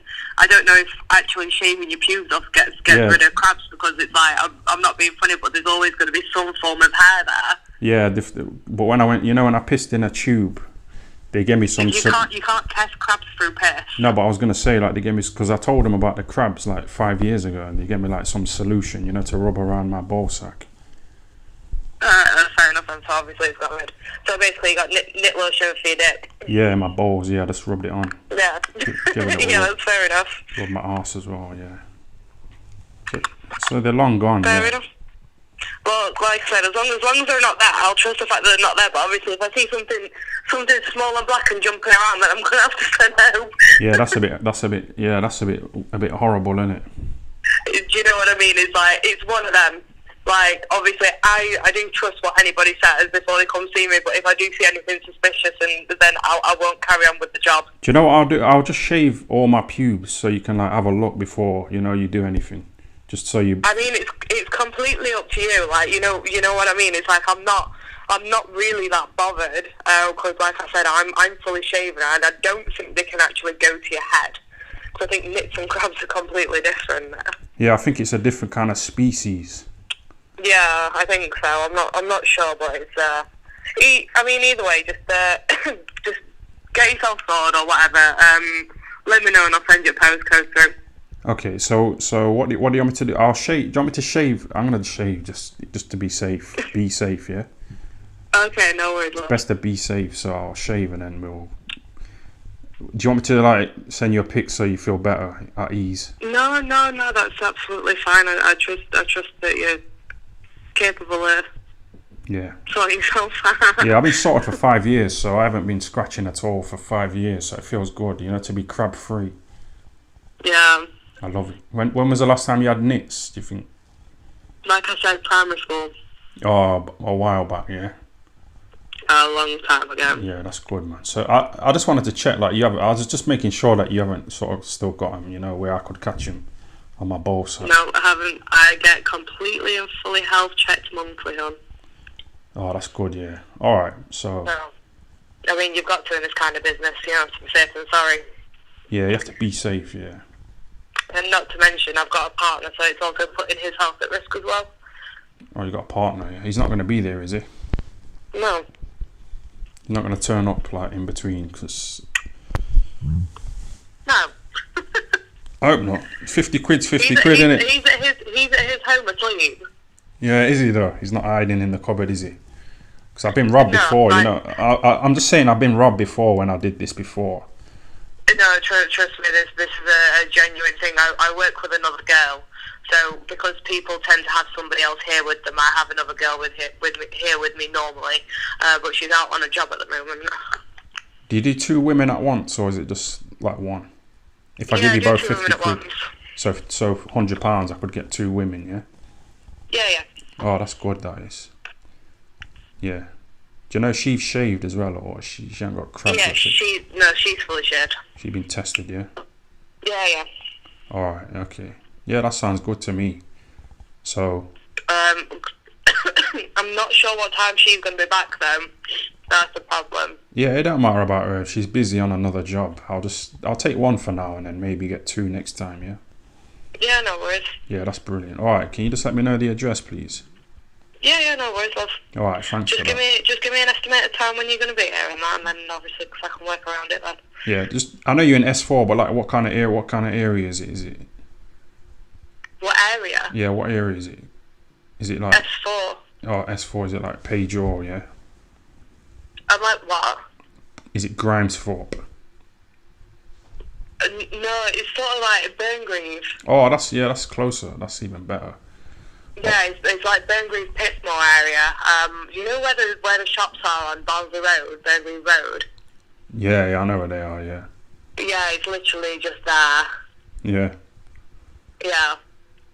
Fiore, Usyk, who have you got? Pardon? Who have you got, Fiore or Usyk? Neither, I don't follow boxing. You're not into all that now? No, my partner's a game designer in the game that's just coming out, and I listen to all that shit every day, and it just doesn't entertain me at all. Oh, Undisputed. Yep. Yeah, I've heard of that game, yeah. Sonny Edwards, yeah. Yeah, my partner's the main designer on it. Is he? Yep. I might know him, you know. Is he a boxer or is he? He's not Kell Brook, is he?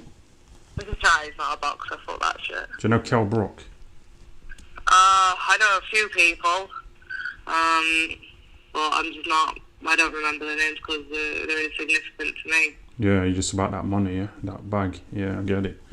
Do what you're doing. Not really, I'm just more about like, you know, I'm there to support my partner, I'm not there to listen to boxers about the fucking boxing career, and that's about it. I'm just a pretty lady on his arm. Yeah, boxing's boring, isn't it? Just get your money. Yeah, that's it. Get the bag. Yep. 50 quid. Pretty much. Crab free. Yeah, man. Mhm. How big are your breasts? Do you mind me asking? I don't want to get too personal, but... 34 double A. Yeah, that's quite natural, yeah? Yeah, they're natural. Oh, that's nice. You're not black, are you? No, I'm white. In fact, I'm probably about as white as somebody will get unless you're an albino. Yeah, that's ideal. I don't like black women at all. Do you not? No, they're horrible. I take it from the way that you're talking that you're also black. I'm brown. Like caramel brown. Yeah, mixed race, yeah, like Kell Brook. Yeah. So is that okay? Because some women don't go with blacks. I've seen on that site that some say they don't want blacks. Yeah, do you know, right, so the reason behind it being is because I'm not going to judge a person by somebody else I've seen before, right? Mm. Black guys are usually really rough. Mm. So that's why girls don't see black guys. They're rough as in like what? They just fucking run off without paying? No, the rough is in the like rough sex. Oh, the big dicks and that, yeah. Yeah, when some of them do have their big dicks, because I'm not being funny, but I've met a few with the small tillywinkies. But the thing is, it's like I have a couple of black clients that I don't mind seeing, they're nice enough, and then I have black clients that I won't ever see again. Yeah, I try and stay away from blacks, to be honest. That's why I was just checking if you're black or not. So you said you're nice and what? As white as a coat. You've seen my profile, haven't you, on Viva? Yeah, I've seen it. Yeah.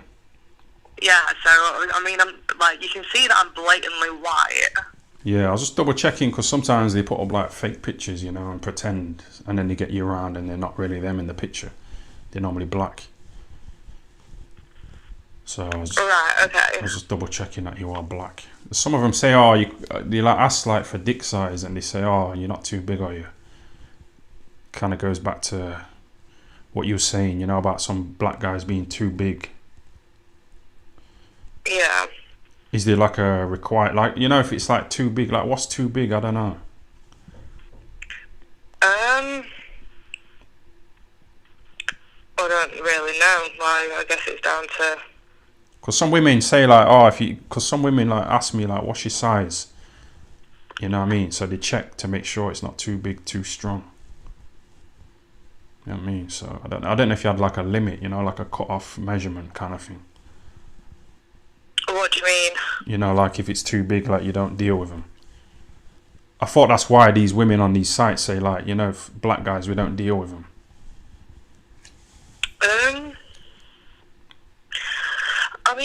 guess it's down to whether you really. I don't know. I think it's down to personal preference at the end of the day. So not too rough, yeah? Yeah, nobody likes it rough. Nice and easy, yeah. Okay, slow down a bit. Alright, that's good. Okay. Yeah, I can do that. Alright, no problem, yeah? Alright then. Alright, thanks for that. Alright, thanks. Bye. Bye.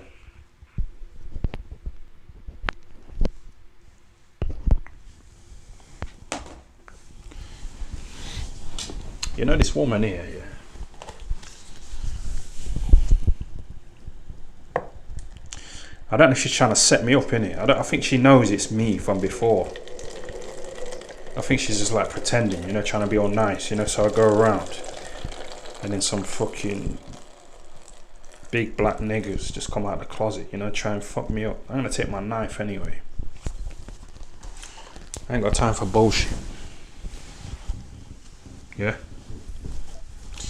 She sounded alright though, nice little woman, but shall I take the risk?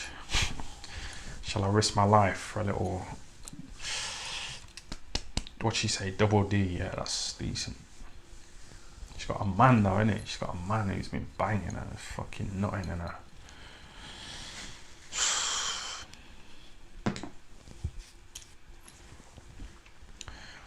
Yeah, I'm gonna take that knife, I think.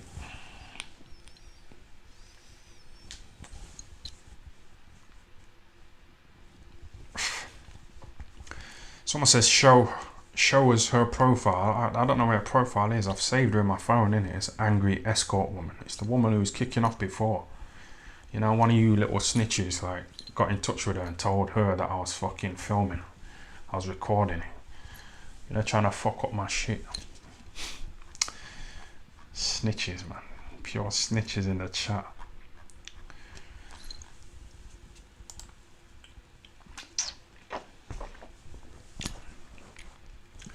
Now shout out to Darren Hill. He says, that's my wife. Mate, let me know when you're about again, you know. I'm going to take you for a nice little Nando's. Me, you and Kid Gallard. Might take Kel Brook as well, you know, try and cheer him up. Because he seemed a bit down, you know, in that little video that I shown. So let me know when you're about, yeah? We'll have a little cheeky Nando's. Yeah? It's on me, man. It's on me. But yeah, I'm going to wrap it up, you know.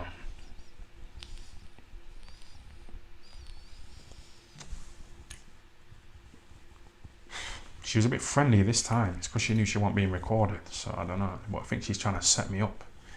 You know, pretending. Because I rang her on the same number that I rang her on before. So she, I don't know. It's a bit suspect, isn't it?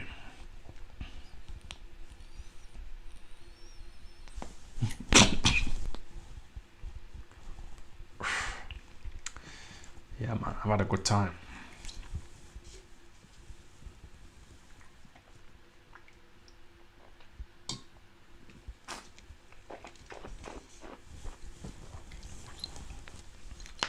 She was a bit like cooperative, wasn't she? When, you know, when I was talking about crabs,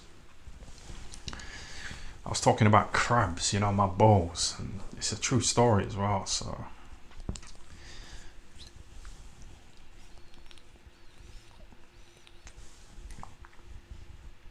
let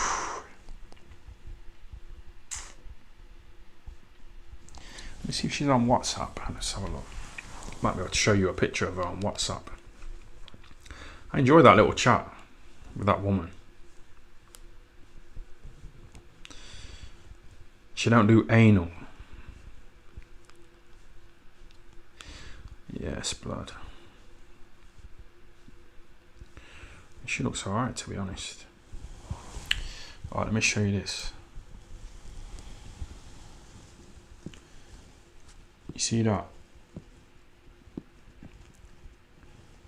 She looks alright, innit? Some of you were saying that she's like a crack whore, man, but my hand's shaking, innit? Because I got this little Rolex on and it's like wearing my fucking wrist on. It's just like $3,000. But yeah, man, decent looking woman. Obviously, there's a filter there, so it's not real, it's not 100% genuine, but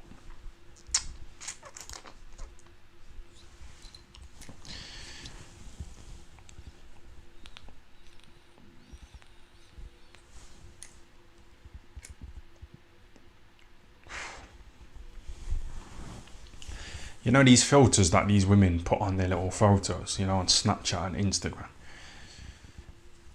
Because of these little filters, you know, like men just message them all the time, you know, saying that they're beautiful and they're stunning. Yeah. So these women get a bit arrogant, you know, their fucking ego goes through the roof. So they look down on average men. It's unfortunate, but you know, being average now, it's not gonna work for you, man.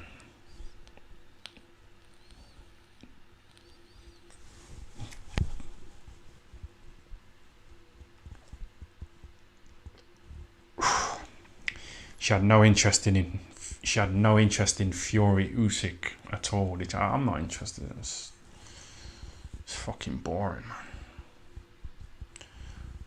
So boring.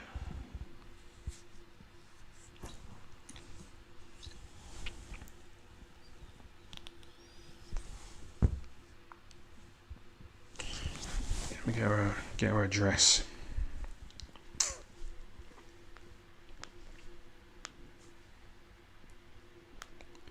Nah, because when I send her a message, she's gonna know it's me.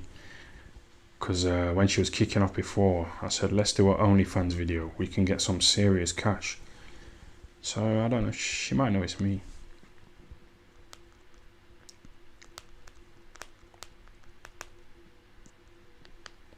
She's got a man though, a man in her fucking pussy, man. Then I'm gonna go around here and lick her out.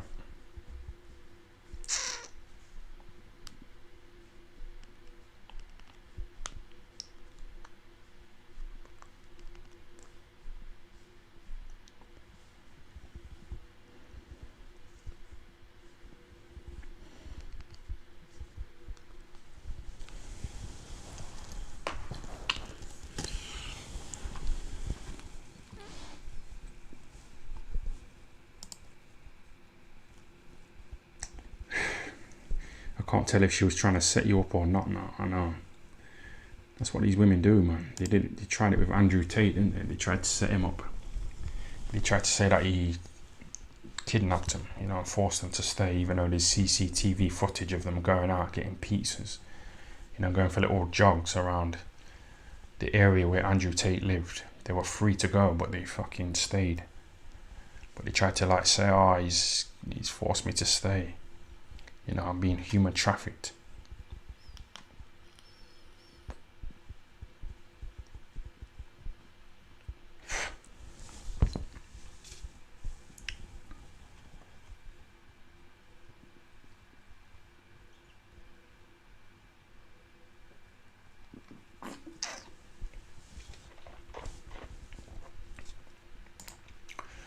She's gonna get revenge, I know.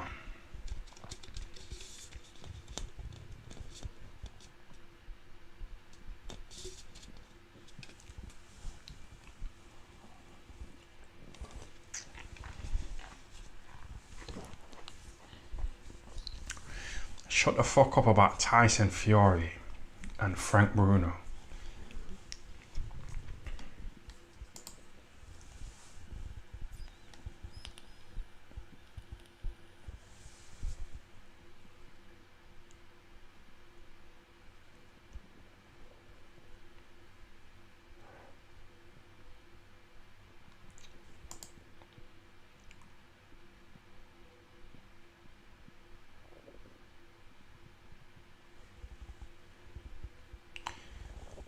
Yeah, she said her little partner was a designer, you know, on that boxing game that Sonny Edwards is a part of.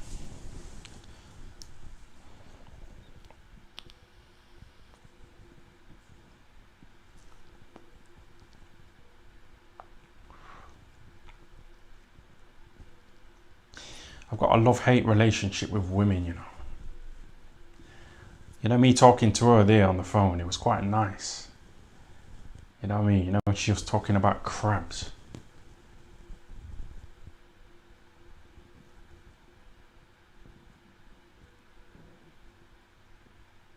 And she said that she's shaved.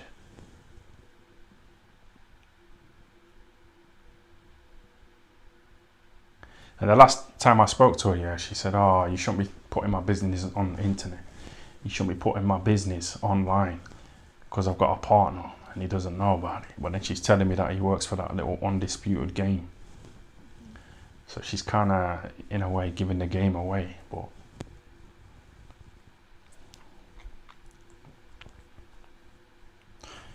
could be anybody. I don't know who fucking runs that little game.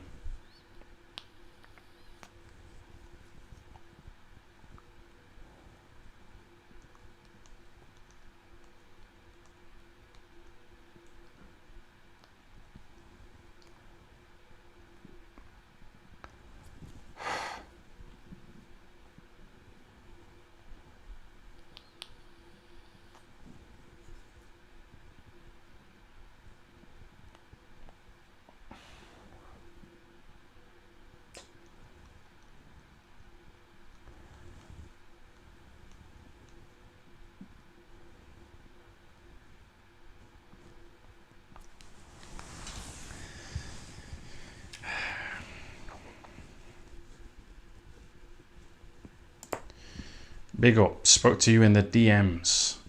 Look forward to having you on our channel tomorrow. Yeah, man. iBoxing Hub.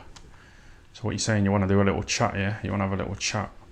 I don't like Zoom chats though. That's the thing. Like, it's just poor, innit? It's poor quality. It's bad internet. It keeps pausing. You know, when two people talk on Zoom, you can't hear what they're saying, man.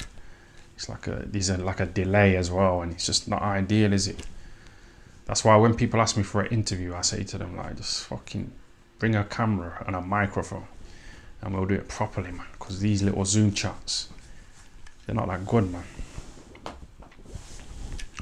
But we'll see what we can do tomorrow, innit?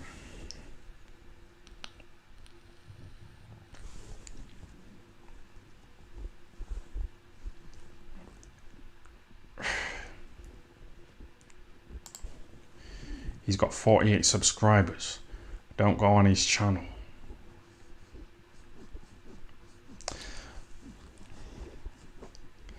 We've all got to start somewhere, but I know what you mean, man. And he was like saying to me in a message today, like, I'll let you promote your channel, you know, in our interview. And it's like, I don't want to sound rude, yeah, but like, come on, man.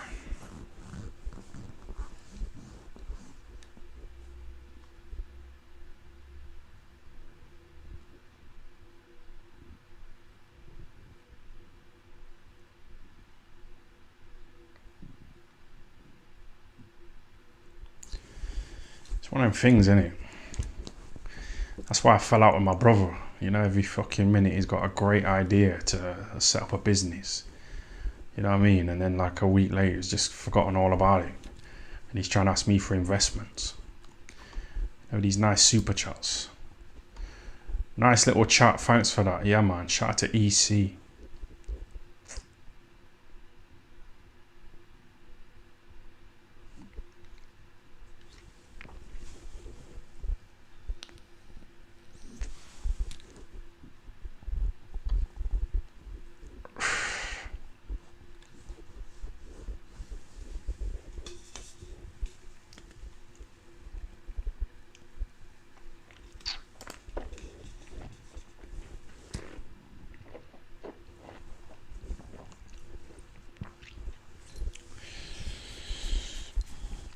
If he's a game designer, what's he doing with a prosy? Yeah, but we know some people in boxing who are with these fucking women who are like slags. You know what I'm saying? So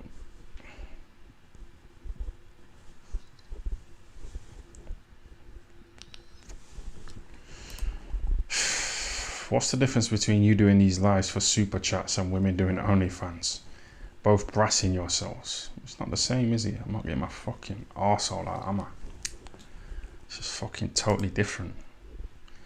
It's a stupid thing to say, man.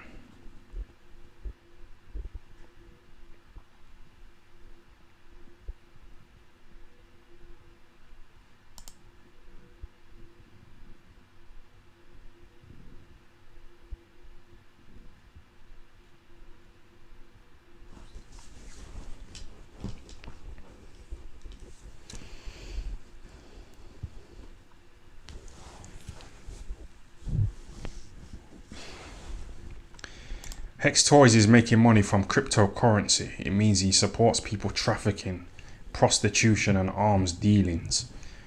What do you say about that?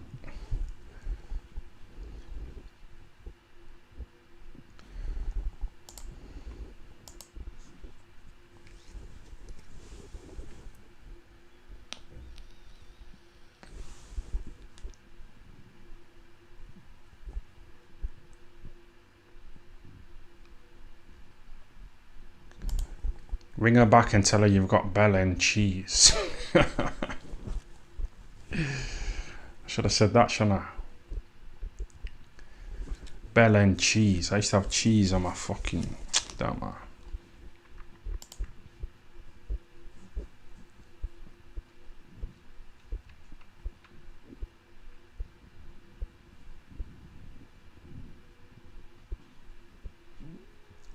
Do you reckon you'd beat Ty Mitchell then? Nah, he's a Muslim, innit? So he don't drink, he don't fuck around like me. He's lives like a clean life. You know, these Muslims. You know, like Khabib. He fucked up McGregor, you know, McGregor drinking that little proper 12 whiskey.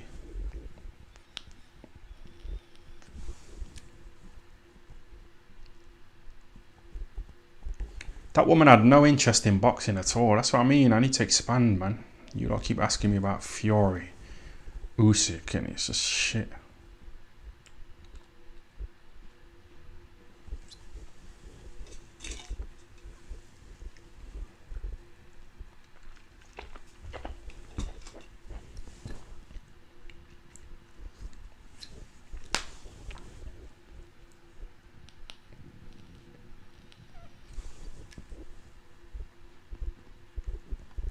Is Kid Galad your favourite Muslim? No. It's probably Naz, innit? Naz was a little part-time Muslim. Brendan said it's alright being a Muslim on a Friday and going to mosque, but if you're going to be a cunt the rest of the time, there's no point, is there? You know, Ricky Gervais, you don't believe in God, but he's a good guy. But you know, Naz, he was like crashing into people and running off.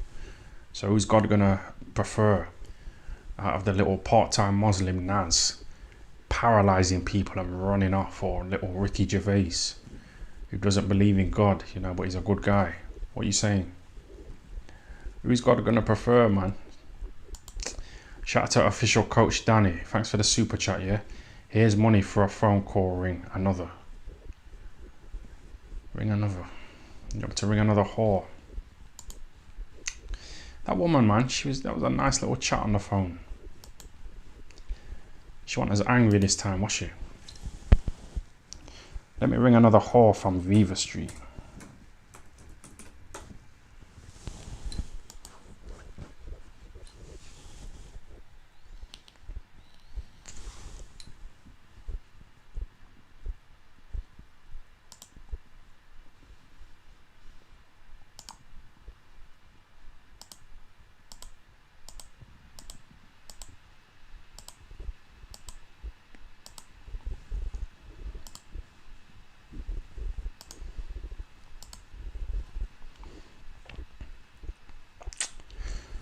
What are you saying about that? That's what I mean, man. That looks a bit manly, don't it? It's hard to tell these days, man. She looks a bit like Whore Phelps, you know, a bit manly with that jaw. Yeah, you can tell she's trying to... I don't know, man. It's fucking hard to tell these days, isn't it? I'm just going to ring her and ask her if she's a fucking man. A transformer.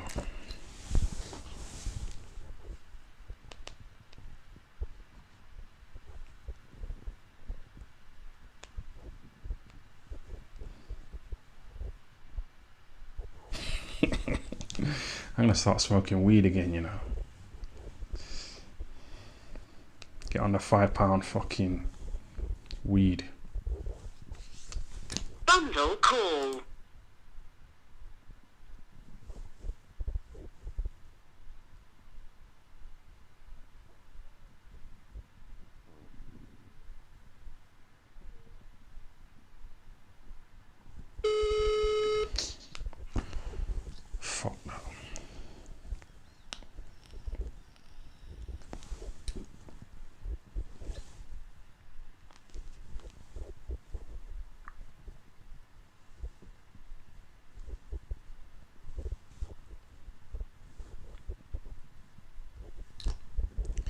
This is the one who was going to fuck me in the arse. Call.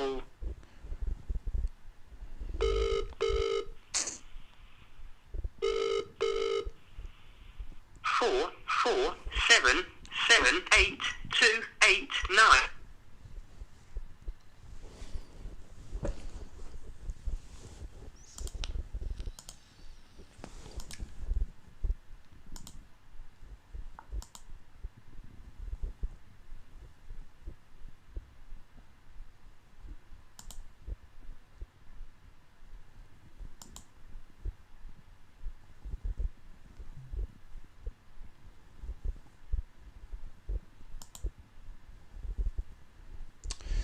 That's a bit manly. That's a bit manly, that is.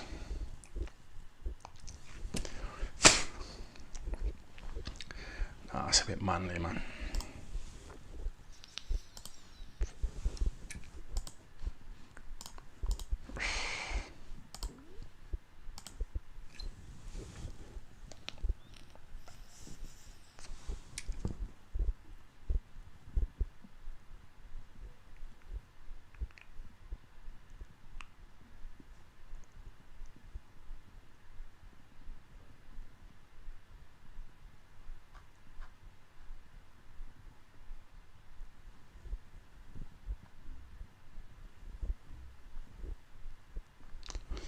I kind of get what my mum's saying though. Get a career, you know, instead of doing this. It is a bit stupid, isn't it? I was looking for some jobs today and I just didn't see anything that I fancy doing. I looked on this little job site called Indeed and it was all bullshit, man.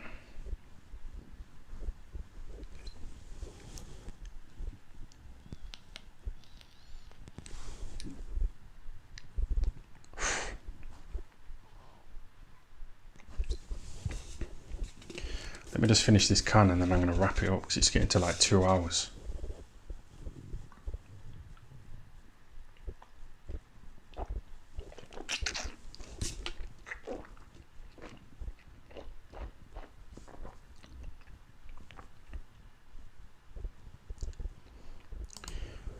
You should sign on as well as this. If you're not, bro, nah, it's too risky, man. Too many people know me, innit? You know, when I go out, people just come up to me. I'm not saying I'm like famous, but like people just come up to me. It's not worth it.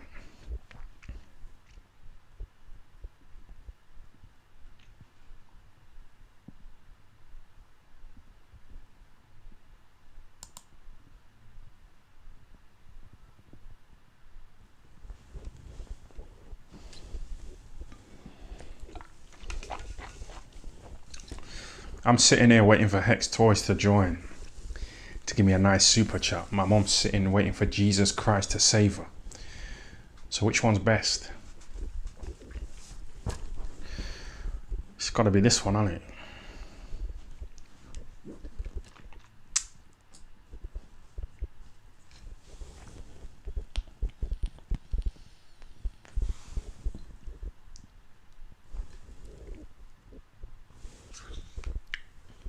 What the fuck?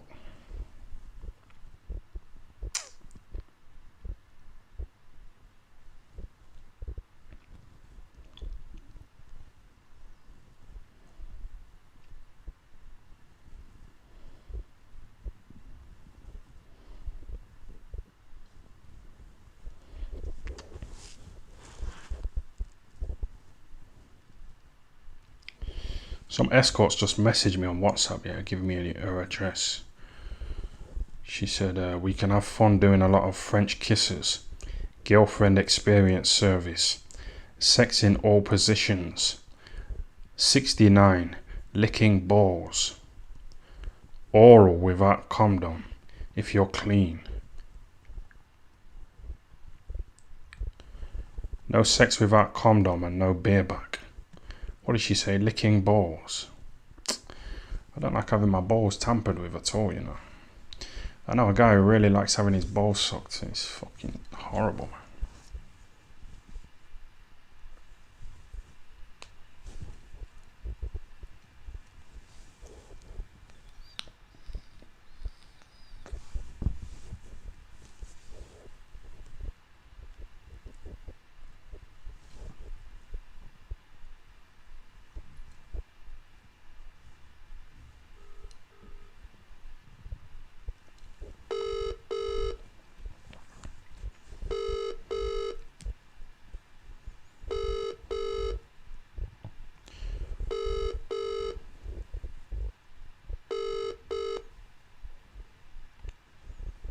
Why ain't she fucking answering? But she's like typing away. She's sending me another message. You like to make an appointment, babe? Just answer the fucking phone, man. Are you a woman? Or man? No, don't say man, because that will kind of piss her off, innit? Are you a woman? I'm looking for a transsexual, I'll say that, innit? I'm looking for a transsexual.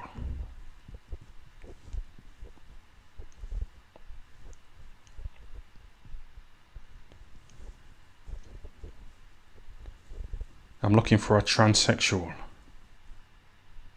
She's typing. She said yes. Are you trans? Let me say that.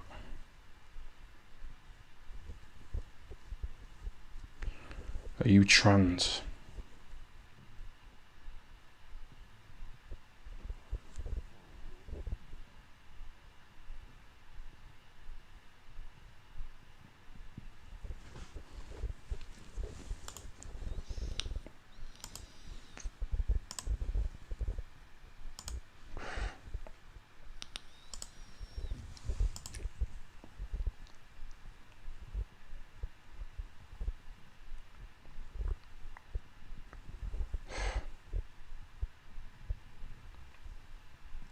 You know when you send a woman a message and you just sit there staring, like waiting for her to see it.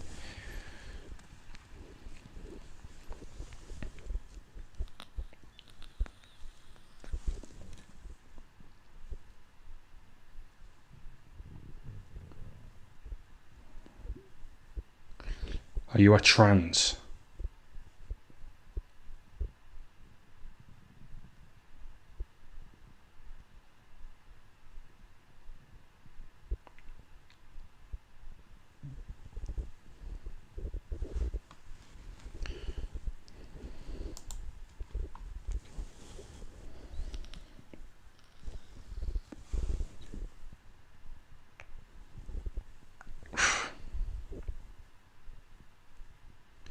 Right, I'm gonna fuck off.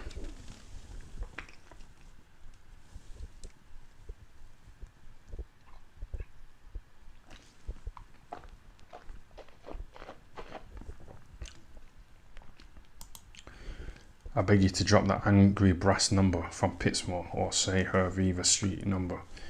I'll give you a £10 donation. Give me £10 and I'll fucking type her number in now, innit?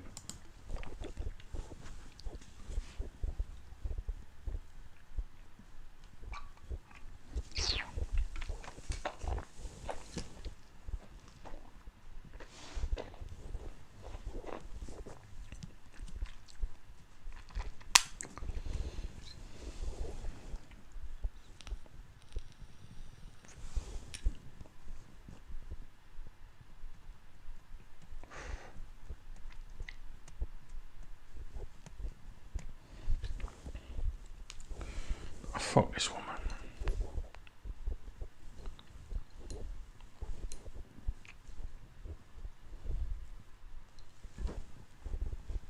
Bundle call.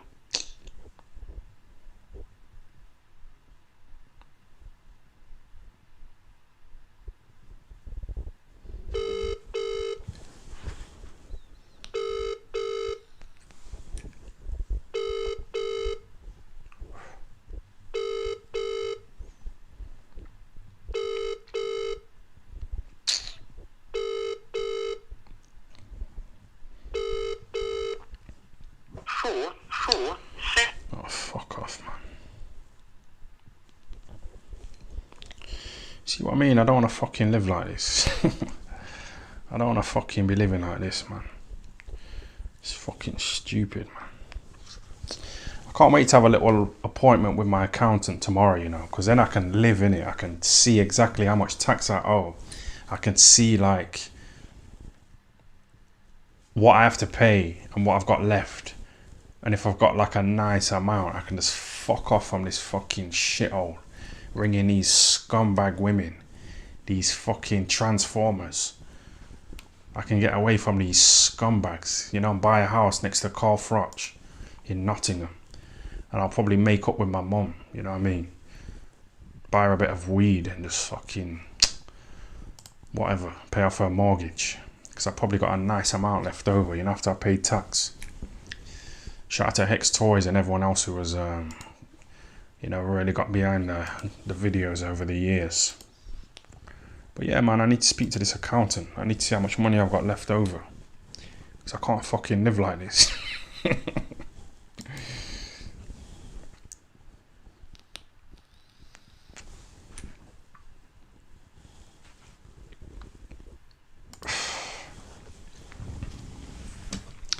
I can't fucking live like this, man. This is some baby thing.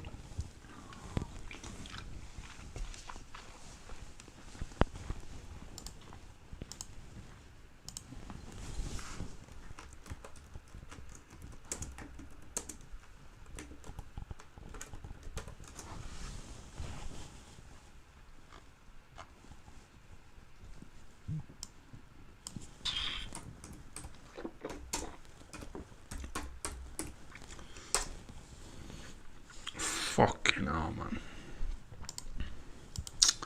Let me just play this video and then I'm gonna wrap it up, man. Tell your brother not to threaten my life, yeah? That's all I'm saying to you. Tell your brother not to threaten my life, yeah? That's all I'm saying to you, okay? Yeah? No, I'm not. I'm just saying. I don't know why he's coming up to me. No, I'm saying because he's your brother. Yeah, okay. If it's fight talk, let's do fight talk. But don't threaten my life. Why did you throw the table cut? That was some baby thing. Baby thing. Come on, you know that was an edict and I was excited for no reason. You should have just left it. You got a fight coming up. No, sort out your fight. That's what I'm saying. The fight will happen. That's it. That's what I'm saying. It's better that, innit? I could have got bloody, couldn't it? Get your money. You lot stick to boxing. Do what man know. Straight team, boxing. Understand? Do what man know. Boxing. Do what man know. Straight team, boxing. Understand? That will happen. That's it. That's what I'm saying. It's better that, innit? Yeah. Get your money. You lot stick to boxing. Do what man know. Straight team, boxing. Understand? That was gangster, man. That was just fucking gangster. Tell your brother not to threaten my life, yeah? That's all I'm saying to you. Tell your brother not to threaten my life, yeah? That's all I'm saying to you, okay? Yeah? This Gareth Davis, isn't it? Gareth the arsehole Davis trying to, do you know what I mean?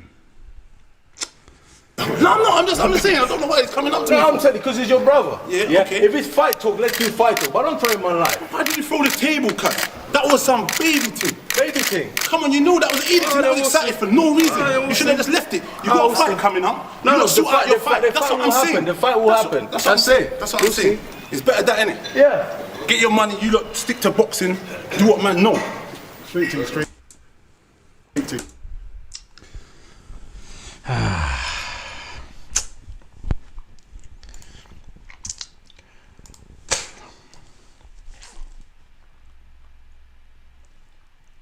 You know this guy here? This guy wrote a book called Rich Dad Poor Dad. He's called Robert Kiyosaki. And I've been watching his videos and he's talking about property and, you know, setting up a business and selling books. You know, he sold a book called Rich Dad Poor Dad. And it was like a big seller. You know what I mean? Big time sales, you know, in his book. He was talking about like crypto, stocks and shares. These are the kind of videos you need to be watching. This live, you know, it's silly, man. Or even IFL, you know, Coogan and that little fucker. IFL Umar. Like, they're not really talking about anything worthwhile, man. You need to watch these guys, man. These guys will help you to step up in life. Yeah? This little Vidal Riley. This is all I do is just sit here, man. You know, plotting. Fucking fish eyes. Andrew Tate. Yeah? We've got to step up, man. We've got to rise above this level.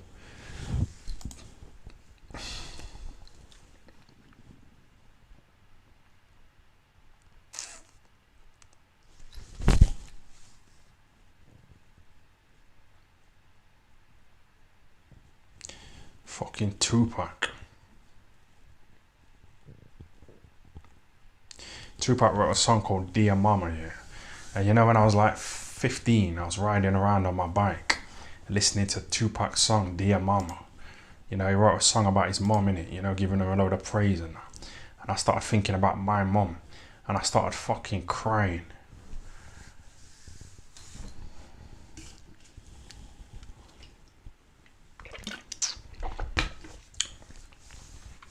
You know, thinking about my mom making me some beans on toast.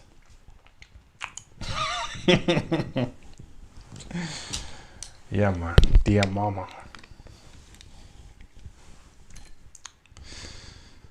I need to swallow my pride, man, and just fucking go to my mom with a load of weed. Let me ring up my weed dealer. I'm gonna buy some weed, man.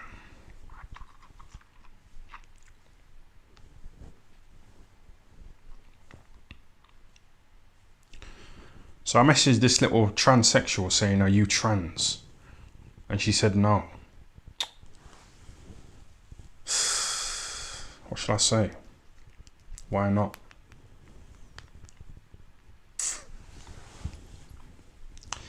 Dear Mama. Dear Mama. That song, man. Why aren't you a trans?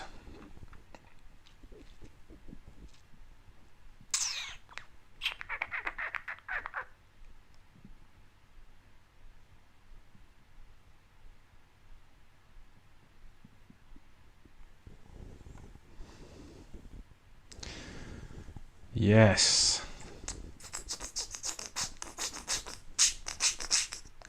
Mike Tyson.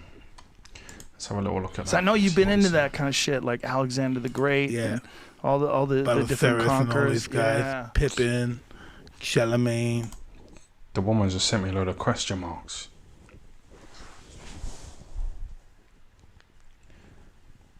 Okay. What should I say? Do you lick arse? Do you lick arse? Do you lick arse? Do you lick arse? Do you lick arse, please? Please. Do you lick arse, please? Please.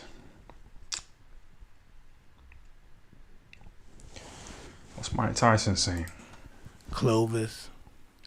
Now, is this stuff that you just studied because you wanted to study conquerors? Does it just interest you? I wanted to study that mindset. You know, and I found that the greatest conquerors that ever lived on. Oh, man. Right, I'm gonna fuck off, you know. I'm gonna fucking call it a day, man. I've had a good run. I've had a very good time today. Thanks to you lot. Thanks for your little super chats. Do you lick arse, please? I'm just waiting for her to reply. Innit?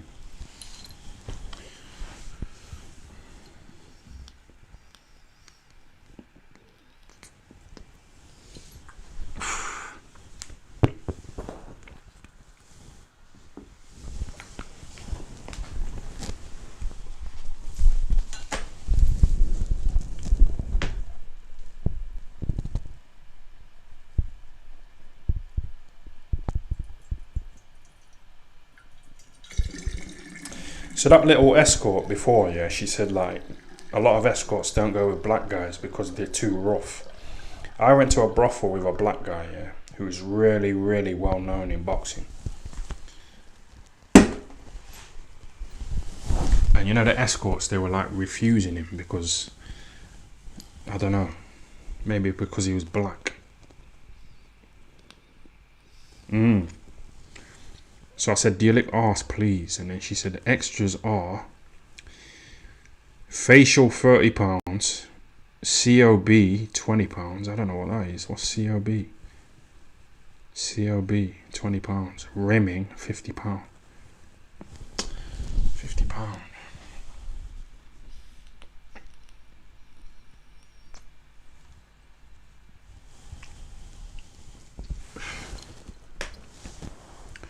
Okay,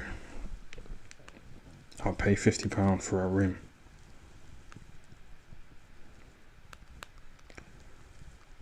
Shall I shave my arse?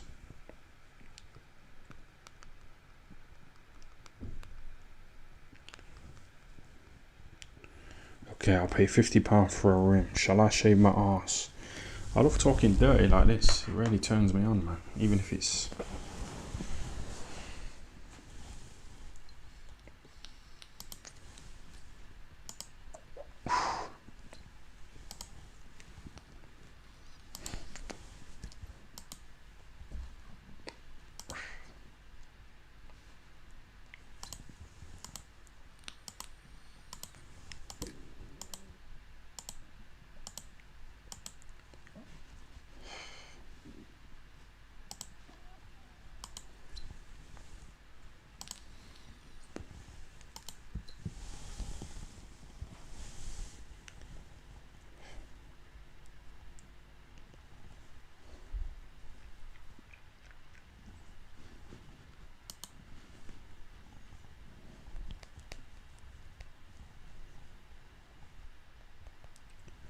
I can see why my mum's a bit ashamed of me though, you know, with this kind of fucking thing going on. I can see why she wants me to be an accountant or a plumber.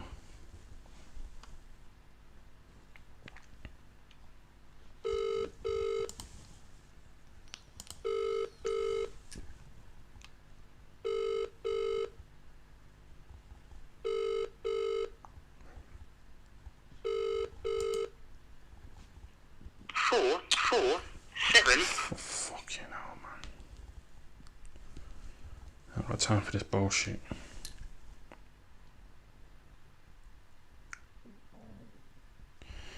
Okay, I'll pay you £50 for a rim. Shall I shave my arse? She's ready. It's on like 2 ticks. You know that are blue. That means she's ready. She's gone offline. She's not fucking getting involved, man.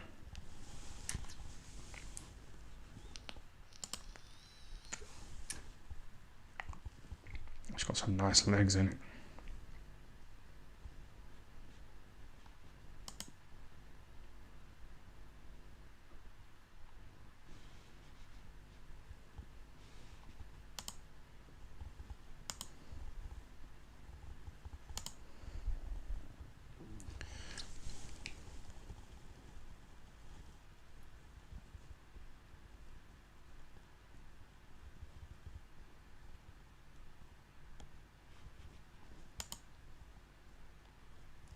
What's all that cake business? I don't know. It's not that interesting, is it? She's got a nice body though, to be honest. She's got some nice little curves, hasn't she, that woman? She's white. She's eating a little cake there, but I don't know what that's about. I don't know what that is. Let me try another one. Make sure I don't show you any fucking tits.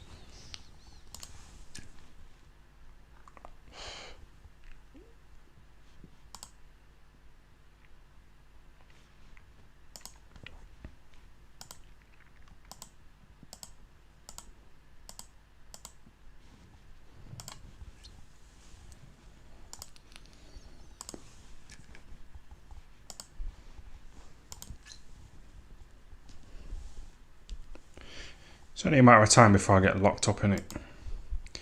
I'll try and do some lives in prison, innit? I'll try and like sneak a phone in. You know what I mean? I think you can sneak phones into prisons. I know a guy from my area in Notts who got locked up and he was writing little Facebook statuses, so I don't know, I'll try and keep the lives going, man, when I'm in prison. Bundle call. I don't want to let the court down, do I?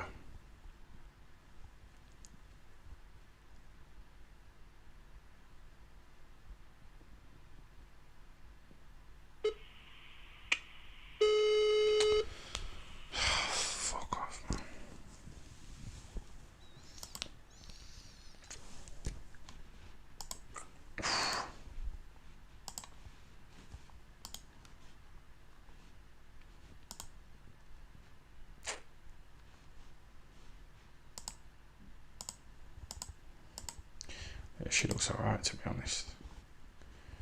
She looks decent.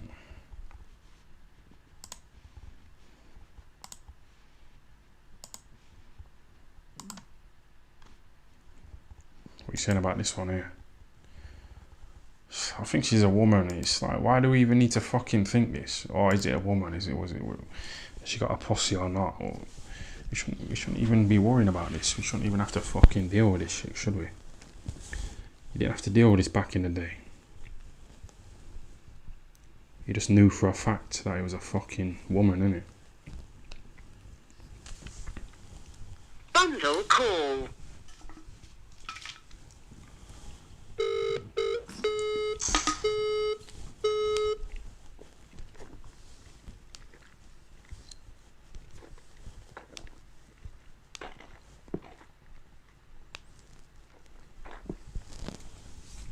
Bundle call.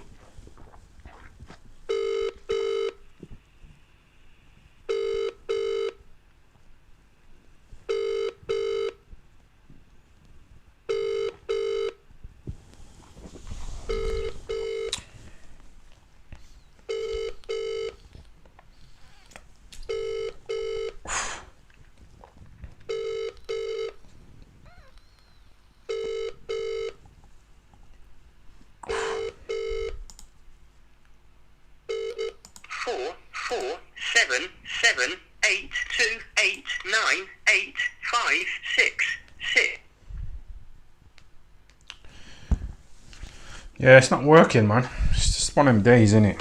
It's one of them days, man. It's one of them days. It's just one of them dead days. It happens, don't it? Sometimes you have little good days, but sometimes it's just fucking shit. I think one of them days is just one of them, innit? The lie's been a bit trash.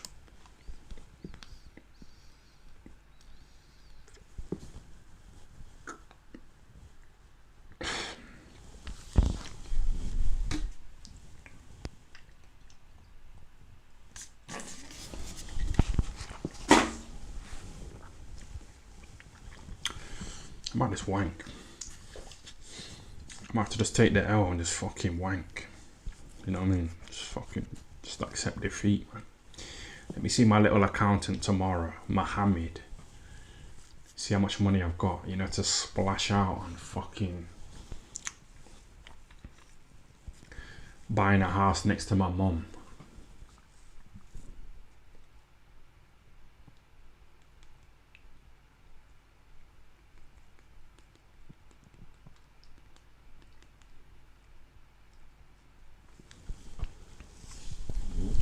The house is next to my mum for about 200 grand, so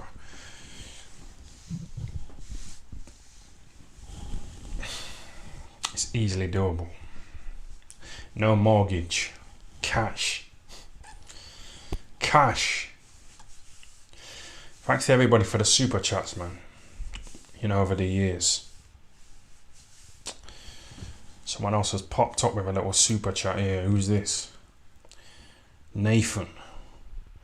Thanks for the £2, yeah? Keep ringing them, bro. I've got to do it now, Anna, because of this little Nathan. I've got to stick in there, man. I was about to fuck off, man.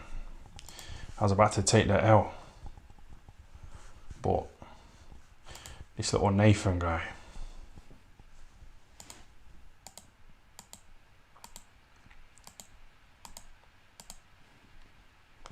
Look at this picture here. This fucking woman here with that.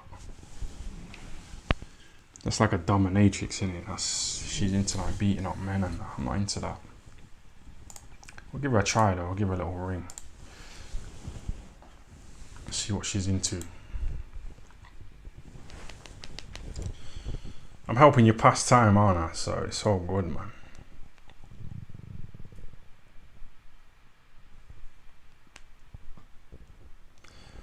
No Hex toys today. It's alright. It's all good, man. Don't worry about it. Just keep it moving. A woman was watching me in the bath. No, that's too many numbers, man. Bundle call. That's about 11 numbers. No, it's not. It's not.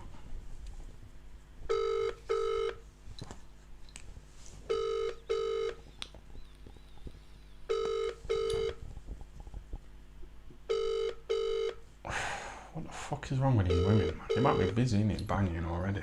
Welcome to the EE Voice. a bit of a flop. It's a fucking flop, man. It's an L. Just take the L.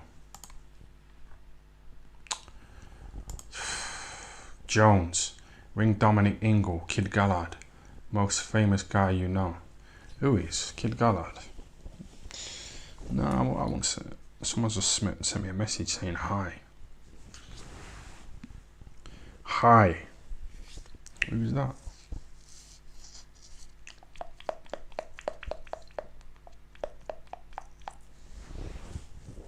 I know True Geordie, man. True Geordie was looking at my little...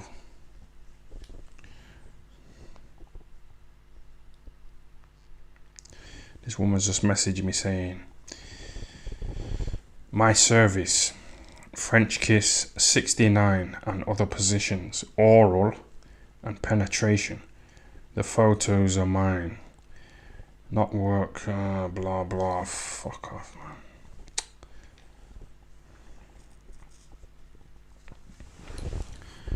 Just seen Hex on YB's channel gave him $1,000. I know that's a lie, but you know, if I did start to see that Hex Toys on that YB's channel, you know, giving him like 500 quid, I'd be fucking gutted, man.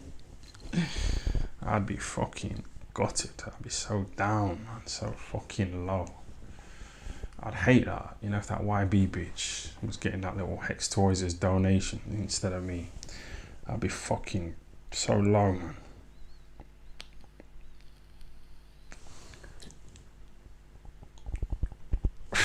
Because, like, right now, he's got more subscribers than me, YB, but I get paid much more than him. I know how YouTube ads work, and he don't get paid anywhere near what I'm getting paid. So if that Hex Toys switched over to fucking YB and started giving him cash, that would piss me off, you know. It's like some guys in the gym, you know, when they used to get beat. I used to enjoy it. I don't want to sound negative, but I don't know.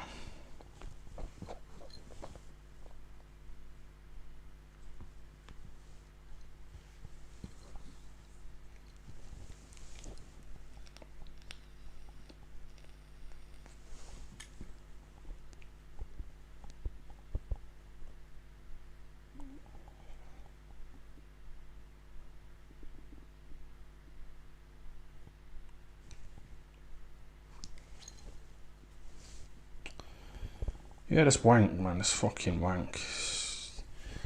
Just the L in it. It's like Mayweather against Pacquiao. It was a flop. This has been a flop. Admittedly, I put my fucking hands up and say this was a flop, man. But I've got to keep moving, man. Got to keep it going, innit?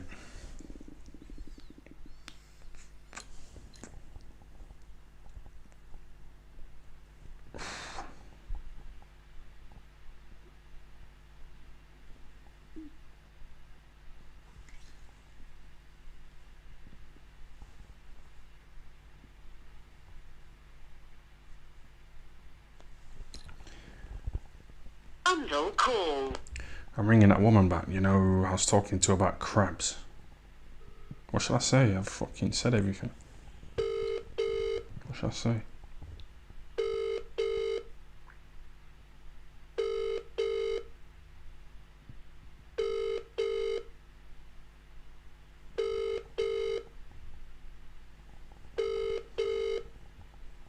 Welcome to the EE voice. Try her again. Bundle call.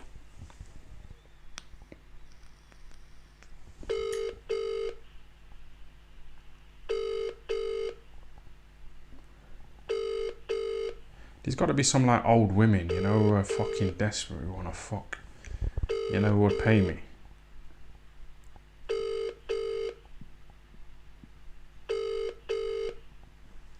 Welcome to the EE voicemail. Oh, fuck this. Just take the L, man. Wrap it up. Just go to bed, man. Just wank, innit? Take the L. Yeah, I'm gonna fuck off, you know. I've exhausted every single avenue. fucking Hex Toys. Shout out to Hex Toys, man.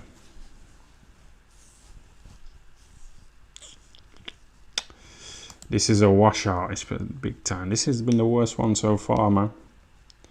Definitely been the worst one so far. Look at this fucking guy, man. Bro, I was gonna wank. I've got some lubricant.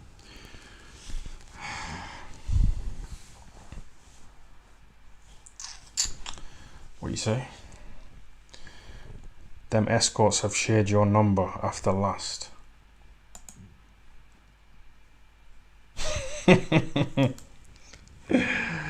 Yo, this guy is crying for Hex Toys. Someone go on DM him. Nah, man. Don't forget, he gave me 500 quid. That was only a few days ago. It's not like I'm fucking, you know what I mean, homeless. It's like I'm just hanging around for him to join. It's so pathetic, man. So desperate. So tragic. I bet Krugan's loving this, isn't he? People like, what do they like? They like, you know, that Connor bomb. You know, people loved it when he started to fucking decline. So,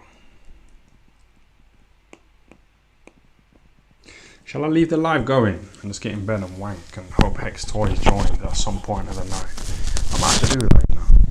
You might join, man. You lot messaging me, telling me I'm fucking in bed, stressing out. Trying to relieve some stress with my little lubricant.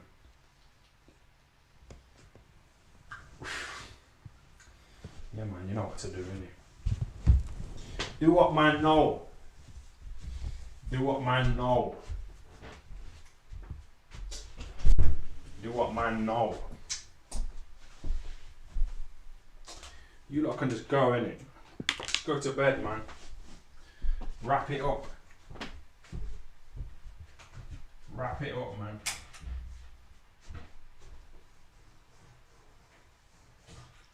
Wrap it up.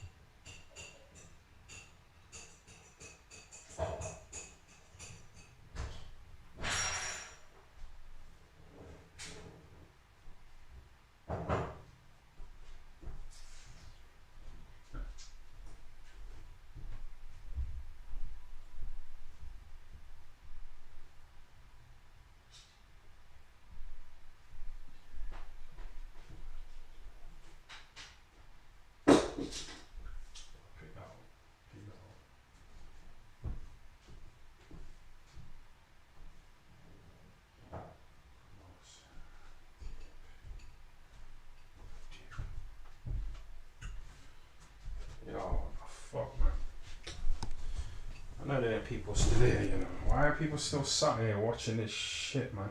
What the fuck? Just having a bowl of Weetos before I go to bed. What are you saying? What are you saying about Weetos, man? You know about these kind of cereals here. Yeah? You see that?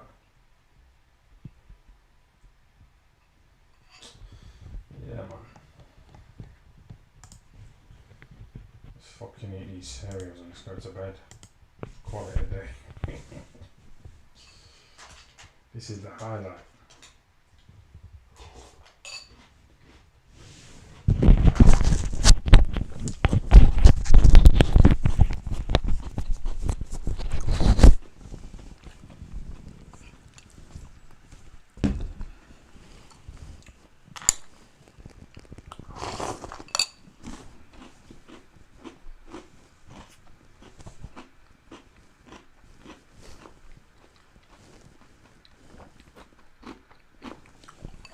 Probably the worst cereal you can get.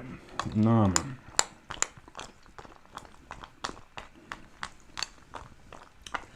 This is the cereal of millionaires. You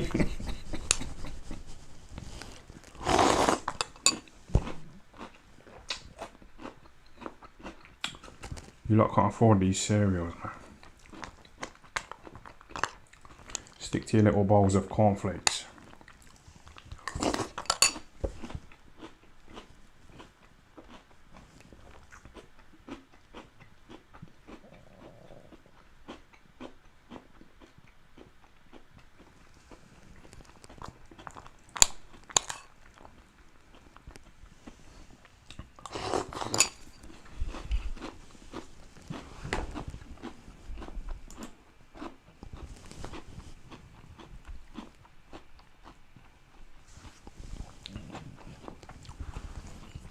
You know these Weetos here?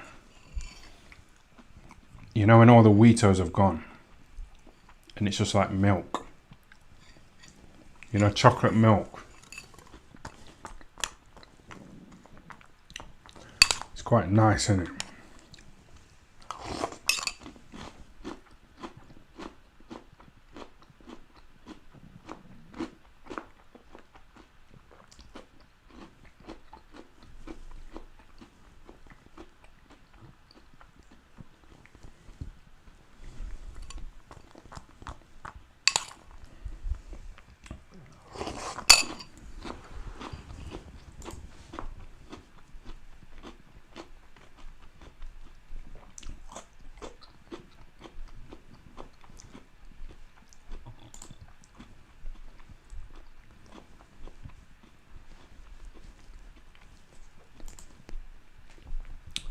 I used to live across the road from Tyson, and he always used to curtain twitch.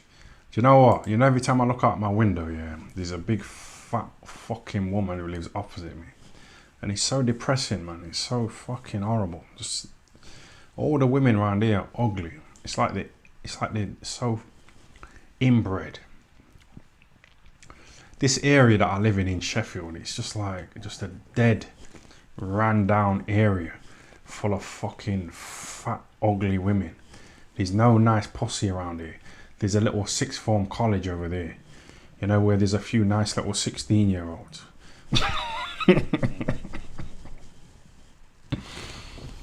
But other than that, it's fucking disgusting, man.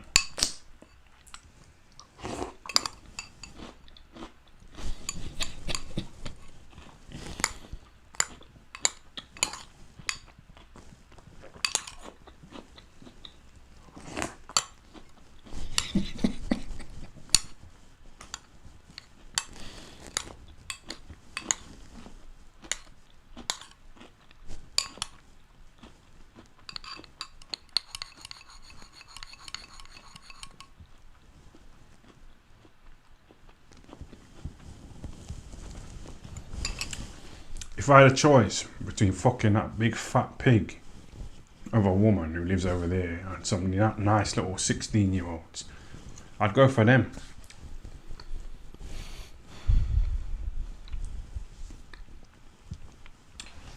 It's alright calling me a fucking nonce, but I got pubes when I was about 13 years old, man. I had crabs.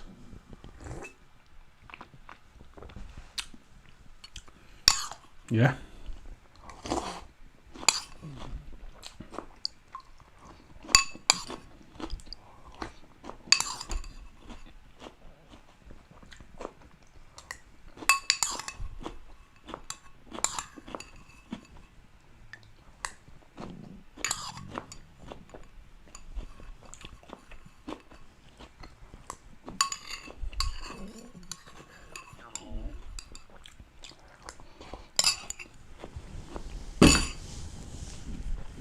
Alright then.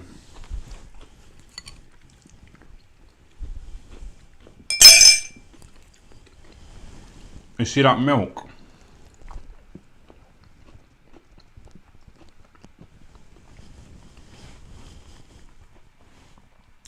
This is the highlight, man. This is the fucking highlight.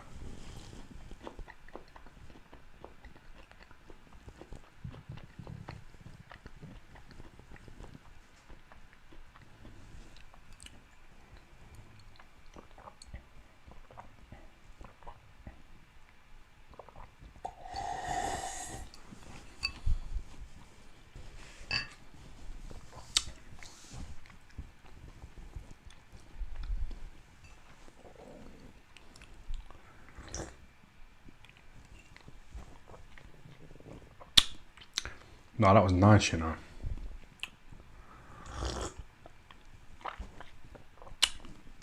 That was quite nice.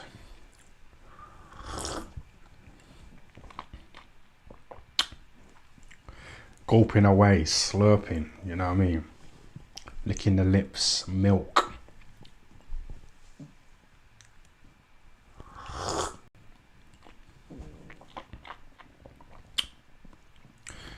That's what I mean, that fucking brass, you know, had a husband, a man, with loads of spunk in her, loads of jizz.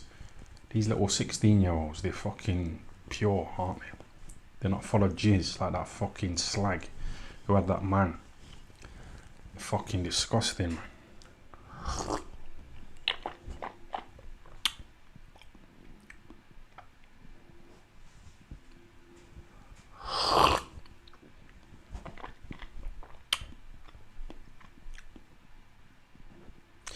Fucking Sonny Edwards, you know, complaining to fucking Boxing King Media because I pulled him up on his little drug testing avoidance.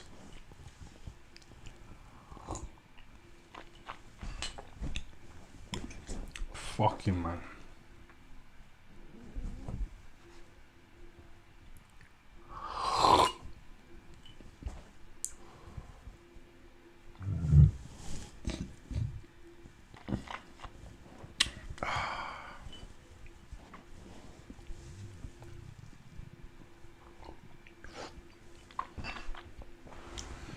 My little 13-year-old cousin's fucking pregnant, man.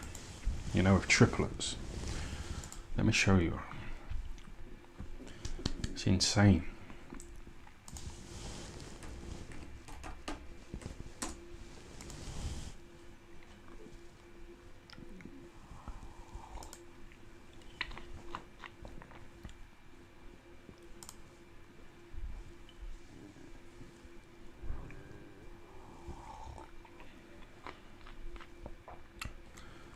No, don't show it, because it will show her name in it.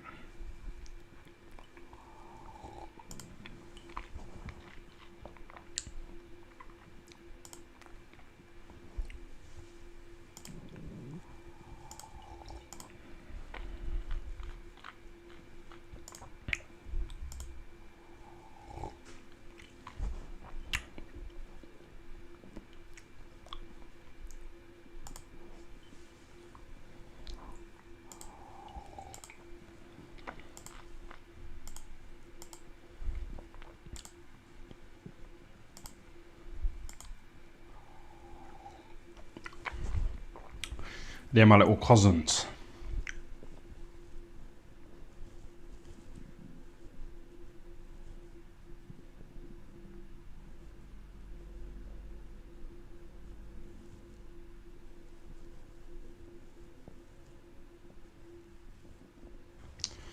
What are you saying about that?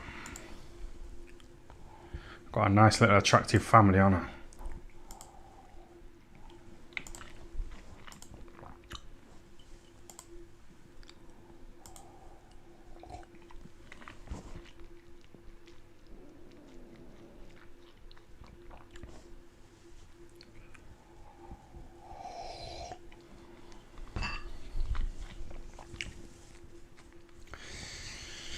"13, man. It's too young, innit?"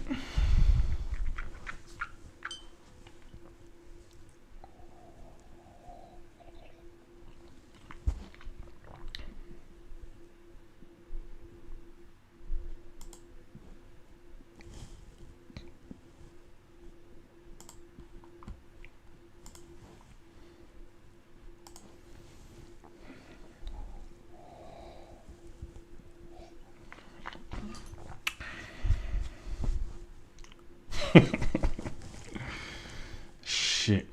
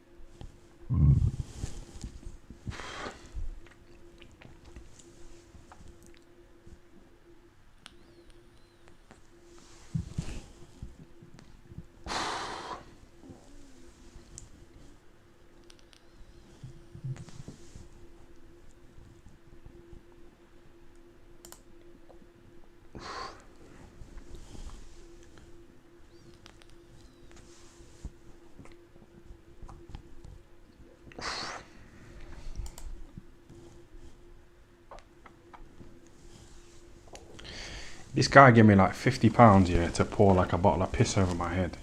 You remember back in the day? He said, "I'll give you 50 quid if you pour a bottle of piss over your head." I said, "Give me the 50 quid," and he gave it me, and I didn't do it, but yeah, whatever, man, whatever. Right, I'm gonna fuck off to bed, you know. Those Cheerios were nice. I mean, Weetos. I've had a good time, you know. But I need to fuck off, man. I need to wrap it up.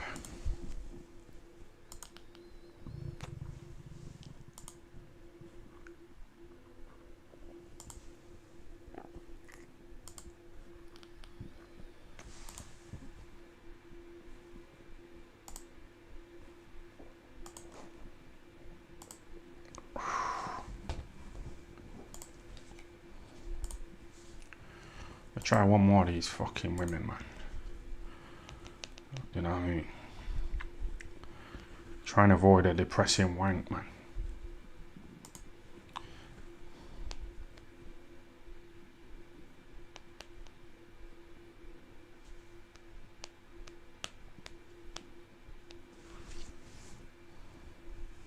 Bundle call.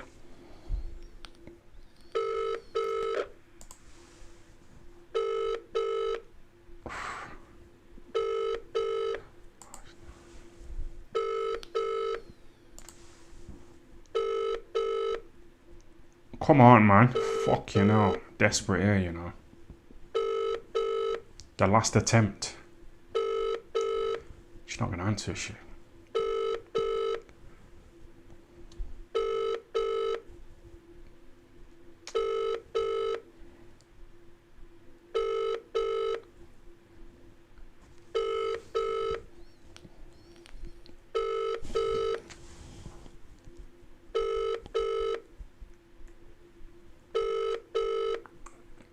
Fuck off, man.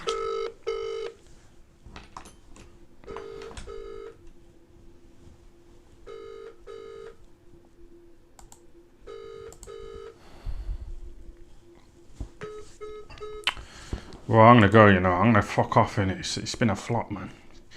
It's been a flop. I was really hoping she'd answer, but it's not happening, man. So I'm gonna fuck off, yeah. See you later, everybody. Thanks for the super chats and the little comments, yeah. Thanks for that.